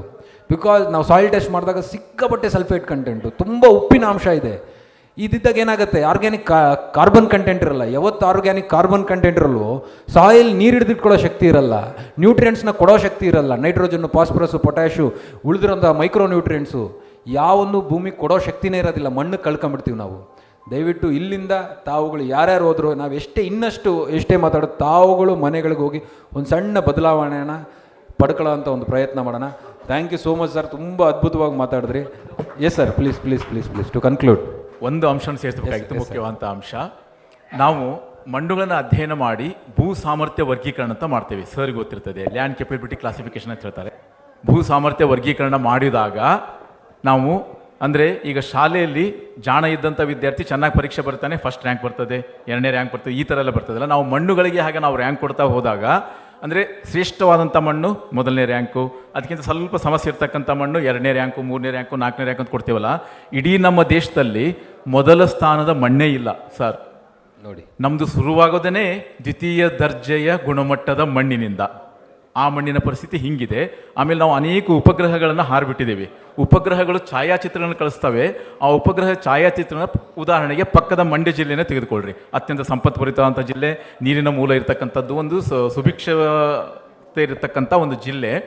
ಆ ಮಂಡ್ಯ ಜಿಲ್ಲೆಯ ಉಪಗ್ರಹ ಛಾಯಾಚಿತ್ರಗಳನ್ನು ಇವತ್ತಿಂದು 2025ನೇ ಇಸ್ವಿ, 2015ನೇ ಇಸ್ವಿ, 2005ನೇ ಇಸ್ವಿದ ಅಕ್ಕಪಕ್ಕ ಇಡ್ತಾ ಹೋದರೆ ಇಲ್ಲಿ ಯಾರು ಒಬ್ಬ ರೈತರ ಕರು ತೋರಿಸಿದ್ರೆ ಅವ್ರು ಹೇಳ್ತಾರೆ ಅದರಲ್ಲೇನೋ ಬದಲಾವಣೆ ಆಗಿದೆ, ಅದರಲ್ಲೇನೋ ಎಡವಟ್ಟಾಗ್ತಾ ಇದೆ ಅಂತಂದು. ಅಷ್ಟು ಮಟ್ಟಿಗೆ ಮಣ್ಣುಗಳು ಹಾಳಾಗಿದ್ದಾವೆ ಅನ್ನೋದು ನಮ್ಮ ಗಮನಕ್ಕೆ ಬಂದಿದೆ. ರೈತ ಬಾಂಧವರಿಗೆ ಇಲ್ಲಿ ಹೇಗೂ ಸೇರಿದ್ದಾರೆ. ಒಂದು, ಅವರ ಮಣ್ಣಿನ ಆರೋಗ್ಯ ಎಷ್ಟು ಮಟ್ಟಿಗೆ ಸರಿಯಾಗಿದೆ ಅಂತ ತಿಳ್ಕೊಳ್ಳೋದಕ್ಕೆ ಒಂದು ಸರಳವಾದಂಥ ಒಂದು ಸೂತ್ರ ಇದೆ, ಹೇಳ್ಬಿಡ್ತೀನಿ ಸರ್. ಏನಂತ ಹೇಳಿದರೆ, ನಿಮ್ಮ ಜಮೀನಲ್ಲಿ ನೀವು ಹೋಗಿ 1 ಅಡಿ ಆಳದ ಮಣ್ಣನ್ನು, 1 ಅಡಿ ಗುಂಡಿಯನ್ನು ತೋಡಬೇಕು. 1 ಅಡಿ ಗುಂಡಿಯನ್ನು ತೋಡ್ಬಿಟ್ಟು ವೀಳ್ಯದೆಲೆ ಬರ್ತದೆ. ವೀಳ್ಯದೆಲೆಯನ್ನು ನೀವು ಬಾಯಲ್ಲೇ ಹಾಕೊಂಡ್ಮೇಲೆ 1 ನಿಮಿಷದಲ್ಲಿ ಕರಗ್ತದ? ಅದು ಕರಗ್ತದೆ ಅಲ್ವಾ? ಮಣ್ಣಲ್ಲಿ ಕೂಡ ಕರಗಬೇಕದು. ಆ 1 ಅಡಿ ಆಳದ ಗುಂಡಿಯನ್ನು ತೋಡ್ಬಿಟ್ಟು ವೀಳ್ಯದೆಲೆಯನ್ನು ತಳದಲ್ಲಿ ಇಟ್ಬಿಟ್ಟು ಮತ್ತೆ ಹಾಗೆ ಮಣ್ಣನ್ನು ಮುಚ್ಚಿ 5 ದಿವಸ ಬಿಟ್ಟು ನೋಡಿದಾಗ ಆ ಎಲೆ ಸಂಪೂರ್ಣವಾಗಿ ಕರಗಿತ್ತಂತ ಹೇಳಿದರೆ ನಿಮ್ಮ ಮಣ್ಣಿನ ಆರೋಗ್ಯ ಚೆನ್ನಾಗಿದೆ ಅಂತ ಅರ್ಥ. ಅಂದರೆ ಅಲ್ಲಿ ಸರಿಯಾದಂಥ ಜೀವ ರಾಸಾಯನಿಕ ಕ್ರಿಯೆಗಳು ನಡೀತಾ ಇದ್ದಾವೆ, ಸೂಕ್ಷ್ಮಾಣು ಜೀವಿಗಳು ಕೆಲಸ ಮಾಡ್ತಾ ಇದ್ದಾವೆ ಅಂತ ಸುಮ್ಮನೆ ಒಂದು ತಮ್ರು, ಒಂದು ಸಿಂಪಲ್ ಆದಂಥ ಒಂದು ಸರಳವಾದಂಥ ಒಂದು ಸೂತ್ರ ಇದೆ. ಈ ರೀತಿ ಮಾಡಬೇಕು. ಬೇರೆ ಏನು ಬೇಡ. ನಿಮ್ಮ ಜಮೀನಿಗೆ ಹೋದಾಗ ನಿಮ್ಮ ಹೊಲದ ಬದುವಿನ ಮೇಲೆ ಅಕ್ಕಪಕ್ಕದಲ್ಲೆಲ್ಲ ಗಿಡ ಮರಗಳಿರ್ತವೆ. ಗಿಡ ಮರದ ಬೇರುಗಳು ಕಾಣ್ತಾ ಇದ್ದಾವೆ ಅಂತ ಹೇಳಿದರೆ ಅಷ್ಟರ ಮಟ್ಟಿಗೆ ನಿಮ್ಮ ಜಮೀನಿನ ಮಣ್ಣು ಕೊಚ್ಕೊಂಡು ಹೋಗಿದೆ. ಬೇರುಗಳು ಎಲ್ಲಿರಬೇಕು? ಭೂಮಿ ಒಳಗಡೆ ಇರಬೇಕು. ಮೇಲೆ ಏಕೆ ಕಾಣ್ತಾ ಇದ್ದಾವೆ? ಅಷ್ಟು ಮಣ್ಣು ಕೊಚ್ಕೊಂಡು ಹೋಗಿದೆ. ಇವೆಲ್ಲ ನಮಗೆ ತೋರಿಸ್ತೇವೆ. ಕರಳು ಮರಳುಗಳು ಕಾಣ್ತಾ ಇರ್ತವೆ. ಹೊಲದ ಪಕ್ಕದಲ್ಲಿ ಹರಿತಕ್ಕಂಥ ನೀರಿನಲ್ಲಿ ಬೇಕಾದಷ್ಟು ರಾಡಿ ಬರ್ತಾ ಇರ್ತದೆ. ಎಲ್ಲಿಂದ ಬರ್ತಾ ಇದೆ? ಅರಣ್ಯದಲ್ಲಿ ಹರಿತಕ್ಕಂಥ ನೀರು ರಾಡಿ ಏಕಿಲ್ಲ? ಇದನ್ನೆಲ್ಲ ನಾವು ಯೋಚನೆ ಮಾಡಬೇಕಾಗಿದೆ. ಅದಕ್ಕೆ ಈ ಎಲ್ಲ ಸೂತ್ರಗಳನ್ನು ಅನುಸರಿಸಿಕೊಂಡು ಮೊದಲು ನಮ್ಮ ರೈತ ಬಾಂಧವರು ತಮ್ಮ ಮಣ್ಣಿನ ಸ್ಥಿತಿಗತಿ ಇವತ್ತಿಂದ ಏನಿದೆ ಅಂತ ತಿಳ್ಕೋಬೇಕು. ಅದನ್ನು ಸುಧಾರಣೆ ಮಾಡೋದಕ್ಕೆ ಏನೆಲ್ಲ ಉಪಕ್ರಮ ಮಾಡಬೇಕು ಅನ್ನೋದಕ್ಕೆ ಅವರು ಮುಂದಾದರೆ ಇಲಾಖೆ ಯಾವಾಗಲೂ ಅವ್ರ ಜೊತೆಗಿರ್ತದೆ. ನಮಗೆ ಇರ್ತಕ್ಕಂಥ ಎಲ್ಲ ಸವಲತ್ತುಗಳನ್ನು ಕೊಡೋದ್ರ ಜೊತೆಗೆ ಅದ್ಭುತವಾದ ತಾಂತ್ರಿಕ ಮಾರ್ಗದರ್ಶನ ಕೊಡೋದಕ್ಕೆ ನಮ್ಮ ಕ್ಷೇತ್ರ ಸಿಬ್ಬಂದಿಗಳಿದ್ದಾರೆ. ಅದರ ಸಹಾಯವನ್ನು ಪಡ್ಕೋಬೇಕನ್ನುವಂಥ ಕಳಕಳಿಯ ವರ್ಷಕ್ಕೆ ಒಂದ್ಸಾರಿ ಮಾಡಿಸ್ಬೇಕಾಗುತ್ತೆ ಸರ್. ನಾವು 3 ರಿಂದ 4 ವರ್ಷಕ್ಕೆ ನಾವು ಒಂದ್ಸಾರಿ ಮಣ್ಣು ಪರೀಕ್ಷೆನ ಮಾಡಬೇಕಾಗ್ತದೆ. ಯಾಕಂತ ಹೇಳಿದ್ರೆ 3-4 ವರ್ಷದಲ್ಲಿ ತೀರಾ ಹೇಳಿಕೊಳ್ಳುವಂಥ ವ್ಯತ್ಯಾಸ ಆಗೋದಿಲ್ಲ ಅಂತ ಒಂದು ನಂಬಿಕೆ ಇದೆ. ಕಡೇ ಪಕ್ಷ 4 ವರ್ಷಕ್ಕೆ ಒಂದು ಸಾರಿ ಮಣ್ಣು ಪರೀಕ್ಷೆನ ಮಾಡಬೇಕು. ಮಣ್ಣಿನ ವೈವಿಧ್ಯತೆಯನ್ನು ಆಧರಿಸಿ ನಿಮ್ಮ ಒಂದು ಜಮೀನಿಂದ ಬೇರೆ ಬೇರೆ ಮಾದರಿ ತೆಗಿಬೇಕಾಗ್ತದೆ. 10 ಎಕರೆ ಜಮೀನಿದ್ರೆ ನೀವು ಒಂದೇ ಮಾದರಿ ತೆಗೆದುಕೊಂಡ್ಬಂದ್ರೆ ಅದು ಆ ಮಾದರಿ ನಿಮ್ಮ ಇಡೀ ಜಮೀನನ್ನು ಸರಿಯಾಗಿ ಪ್ರತಿನಿಧಿಸ್ತಾ ಇಲ್ಲ. ಅರ್ಥ ಮಾಡ್ಕೋಬೇಕು. ಭೂ ಮೇಲ್ಮೈ ಲಕ್ಷಣ ನೋಡಿಕೊಂಡು ಅಲ್ಲಿ ನಿಮ್ಮ ಅನುಭವದ ಆಧಾರದ ಮೇಲೆ ಏನು ವ್ಯತ್ಯಾಸ ಕಾಣ್ತಾ ಇದೆ, ಪ್ರತಿ ವ್ಯತ್ಯಾಸಕ್ಕೂ ಒಂದೊಂದು ಮಾದರಿ ತೆಗಿಬೇಕು. ಏನು ವ್ಯತ್ಯಾಸ ಇರದೇ ಇದ್ರೂ ಕೂಡ ಪ್ರತಿ 4 ಎಕರೆಗೆ ಒಂದು ಮಾದರಿಯನ್ನು ಕಡ್ಡಾಯವಾಗಿ ತೆಗೆದುಕೊಂಡು ಬಂದು ಮಣ್ಣು ಪರೀಕ್ಷಾ ಪ್ರಯೋಗಾಲಯಕ್ಕೆ ಕೊಟ್ಟರೆ ತಮಗೆ ವಿಶ್ಲೇಷಣೆಯನ್ನು ಮಾಡಿ ಭೂ ಫಲವತ್ತತೆ ಚೀಟಿಯನ್ನು ಕೊಡುವಂಥ ವ್ಯವಸ್ಥೆಯನ್ನು ಮಾಡ್ತೀವಿ. ಇದಕ್ಕೆ ಏನೂ ದುಡ್ಡು ತಗೊಳ್ಳಲ್ಲ ಸರ್, ನಾವು ಪುಕ್ಕಟೆಯಾಗಿ ಮಾಡಿಕೊಡ್ತೀವಿ. ರೈತರಿಗೆ ಕೊಡ್ತಾ ಇರ್ತಕ್ಕಂಥ ಸೇವೆ ಇದು. Super, thank you so much. Yes sir, please sir, 1 ನಿಮಿಷದಲ್ಲಿ ಮುಗಿಸಿ ಸರ್. ನಾನು 4 ಅವರ್ ಕೊಡಬೇಕು ಅಂತ ಆಸೆ, ಅವ್ರು ಕೊಡ್ತಾ ಇಲ್ಲ ನನಗೆ. ನೋಡಿ, ಹಿಂದೆ ಹೇಳ್ತಾ ಇದ್ದಾರೆ ನಿಲ್ಲಿಸಿ ಸರ್ ಅಂತ. ಸರ್ 1 ನಿಮಿಷ, ನಾನು ಪ್ಲೀಸ್ ಓಕೆ ಇಡ್ಕೋಬೇಕಾ? ಮಣ್ಣು ಪರಿಶೀಲನೆ ಇಬ್ಬರು ಕೂತ್ಕೊಳ್ಳಿ ಸರ್, ಹಂಗೆ ಇಟ್ಕೊಳ್ಳಿ ಪರವಾಗಿಲ್ಲ. ಮಣ್ಣು ಪರಿಶೀಲನೆ ಮಾಡಬೇಕು ಅಂತಂದರೆ ಕೇವಲ ರಾಸಾಯನಿಕ ಅಂಶಗಳು ಮಾತ್ರ ಅಲ್ಲ, ಮಣ್ಣಿನ ಭೌತಿಕ ಸ್ಥಿತಿ, ಮಣ್ಣಿನ ಬಣ್ಣ ಹೇಗಿದೆ, ಮಣ್ಣಿನ ವಾಸನೆ ಹೇಗಿದೆ, ಮಣ್ಣಲ್ಲಿ ಭಾಳ ಚೆನ್ನಾಗಿ ಹೇಳಿದ್ರು, ಮಣ್ಣಲ್ಲಿ ರಂಧ್ರಗಳಿದೆಯಾ, ಆ ರಂಧ್ರಗಳಲ್ಲಿ ಗಾಳಿ ಆಡುತ್ತಾ, ಮಳೆ ಬಂದರೆ ನೀರು ಹೀರುತ್ತಾ ಅಂತ. ಸೊ ಪ್ರತಿಯೊಬ್ಬ ರೈತ ತನ್ನ ಮಣ್ಣನ್ನು ಪರೀಕ್ಷೆ ಕೊಡೋದ್ರ ಜೊತೆ ಅವ್ರು ಹೇಳಿರುವಂಥ ಶಿಫಾರಸನ್ನು ಕಟ್ಟುನಿಟ್ಟಾಗಿ ಪಾಲಿಸೋದ್ರ ಜೊತೆಗೇ ತನ್ನ ಮಣ್ಣನ್ನು ತಾನು ಕೈಯಲ್ಲಿ ಮುಟ್ಟು ನೋಡಬೇಕು. ಏನು ಕೈ ಚುಚ್ಚುತ್ತದ ಮಣ್ಣು, ಅಥವಾ ಕೆಳಗಡೆ ಹಾಕಿದಾಗ ಧೂಳು ಉದುರ್ತದ, ಅಥವಾ ಕಸ ಕಡ್ಡಿ ಕಾಣಿಸಿದ್ಯಾ, ಜೀವಾಣುಗಳು ಓಡಾಡ್ತಾ ಇದೆಯಾ ಅಂತ. ಸೊ ತನ್ನ ಮಣ್ಣನ್ನು ಮಗು ಥರ ನೋಡ್ಕೊಬೇಕು ಅಂತ ಅವರು ಡಾಕ್ಟ್ರು ಔಷಧಿ ಶಿಫಾರಸು ಮಾಡಿ ಕೊಡ್ತಾರೆ. ಶಿಫಾರಸು ಜೊತೆ ತಾಯಿ ಸುಮ್ಮನೆ ಆಗಲ್ಲ, ಮಗುಗೆ ತಾನೂ ಏನೋ ಮಾಡ್ತಾಳಲ್ಲ, ಒಂದು ಲೇಹ್ಯನೋ ಒಂದು ಕಷಾಯನೋ, ಹೌದಲ್ಲಪ್ಪ. ಆ ರೀತಿ ನಾವು ನಮ್ಮ ಮಣ್ಣನ್ನು ಕೂಡ ಮಾಡೋದ್ರ ಜೊತೆಗೇ, ಇದು ಲಾಸ್ಟು ಸರ್, ತೋರಿಸ್ಬಿಡ್ತೀನಿ ಅಷ್ಟೇ. ಬೆಳೆ ಬೆಳಿಬೇಕಾದ್ರೆ ಯಾವತ್ತೂ ಏಕ ಬೆಳೆ ಇಲ್ಲ. ನೀವು ಭತ್ತ ಬೆಳೀರಿ, ಕಬ್ಬು ಬೆಳೀರಿ, ಬೇಡ ಅನ್ನಲ್ಲ. ಆ ಒಂದು ಬೆಳೆ ಬೆಳೆದಾದ್ಮೇಲೆ ಆ ಮಣ್ಣು ಭಾಳ ಕುಸಿದೋಗ್ಬಿಟ್ಟಿರುತ್ತೆ. ಒಂದು ತಾಯಿ ಜನ್ಮ ಕೊಟ್ಟಾಗ ಎಷ್ಟು ಇದು ಸುಸ್ತಾಗಿರುತ್ತೆ. ಮತ್ತೊಮ್ಮೆ ಜನ್ಮ ಕೊಡಬೇಕು ಅಂತಂದರೆ ಆ ತಾಯಿಗೆ ಕಸು ಬೇಕು, ಶಕ್ತಿ. ಆ ಶಕ್ತಿ ಬೇಕು ಅಂತಂದರೆ ಅಂತರ ಬಿಡಬೇಕು ನೀವು. ಒಂದು ಬೆಳೆ ಕಟಾವಾದ್ಮೇಲೆ ಮತ್ತೊಂದು ಬೆಳೆಗೆ ಕನಿಷ್ಠ 2 ರಿಂದ 3 ತಿಂಗಳ ಅಂತರ. ನಮ್ಮಲ್ಲಿ ನೀರಿದೆ ಅಂತ ಅಷ್ಟರೊಳಗೆ ಇನ್ನೊಂದು ಬೆಳೆ ತೆಗೆದುಬಿಡ್ತೇವೆ. 2 ತಿಂಗಳಿಗೆ ಬರೋ ಬೆಳೆಗಳು, ಬೀಜಗಳು ಸಿಗ್ತವೆ. ಈಗ ರೈತರಿಗೆ ಇನ್ನೊಂದು ಕಾಸು ಬರುತ್ತಲ್ಲಪ್ಪ ಅಂತ. ಸೊ ಹಾಗಾಗಿ ನಾನು ಹೇಳೋದು, ನೀವು ಯಾವುದೇ ಬೆಳೆ ಬೆಳೀರಿ, ಮೂಲ ಬೆಳೆ ಜೊತೆಗೆ ಅಕ್ಕಡಿ ಸಾಲು ಹಾಕ್ರಿ. ನೀವು ಅಕ್ಕಡಿ ಸಾಲು ಹಾಕುವಂಥದ್ರಲ್ಲಿ ಒಂದು ನಿಮಿಷ 6 ಗುಣ ಇರುವಂಥದ್ದನ್ನು ನೋಡ್ಕೊಳ್ಳಿ. ಅಕ್ಕಡಿ ನಿಮ್ಮ ಮೂಲ ಬೆಳೆ ಜೊತೆ ಮೊದಲನೇದು 2 ಬೆಳೆಗಳು, ಕಾಳು ಬೆಳೆಗಳು, ಮಣ್ಣಿಗೆ ಸಾರಾಂಶ ಕೊಡುವಂಥವು, ಸಾರಜನಕ. 2 ಯಾವುದೇ ಬೆಳೆಗಳು ಆಳವಾಗಿ ಬೇರುವಂಥವು. ಯಾಕಂದರೆ ಇವರು ಹೇಳ್ತಾ ಇದ್ದಂಗೆ ನೆಲ ಗಟ್ಟಿಯಾಗೋಗ್ಬಿಟ್ಟಿದೆ, ಮಣ್ಣು ಬೇರುಗಳು ಒಳಗಡೆ ಇಳಿತಾ ಇಲ್ಲ. ಸೊ ಬೇರುಗಳು ಇಳಿಬೇಕು ಅಂದರೆ ಅದನ್ನು ಭೇದಿಸುವಂಥ ಬೇರುಗಳು ಬೇಕು. ಅಂಥದ್ದಿರೋದು ತೊಗರಿ, ಹರಳು ಅಂತೀವಿ, ಔಡ್ಲ ಅಂತೀವಿ ಇವರು, ಹತ್ತಿ, ಹೌದಲ್ಲ. ಸೊ 2 ಜಾತಿ ಬೇರು ಆಳವಾಗಿರುವಂಥದ್ದು, 2 ಗಿಡಗಳು ಸಾರಜನಕ ಕೊಡುವಂಥ ಕಾಳು ಬೆಳೆಗಳು, 2 ಗಿಡಗಳು ಅಗಲವಾದ ಎಲೆಗಳು, ಯಾಕೆಂದರೆ ಫೋಟೋಸಿಂಥಸಿಸ್ ನಡಿಬೇಕಲ್ಲ ಸಪೋರ್ಟ್ ಮಾಡೋದಕ್ಕೆ ಅಂತ.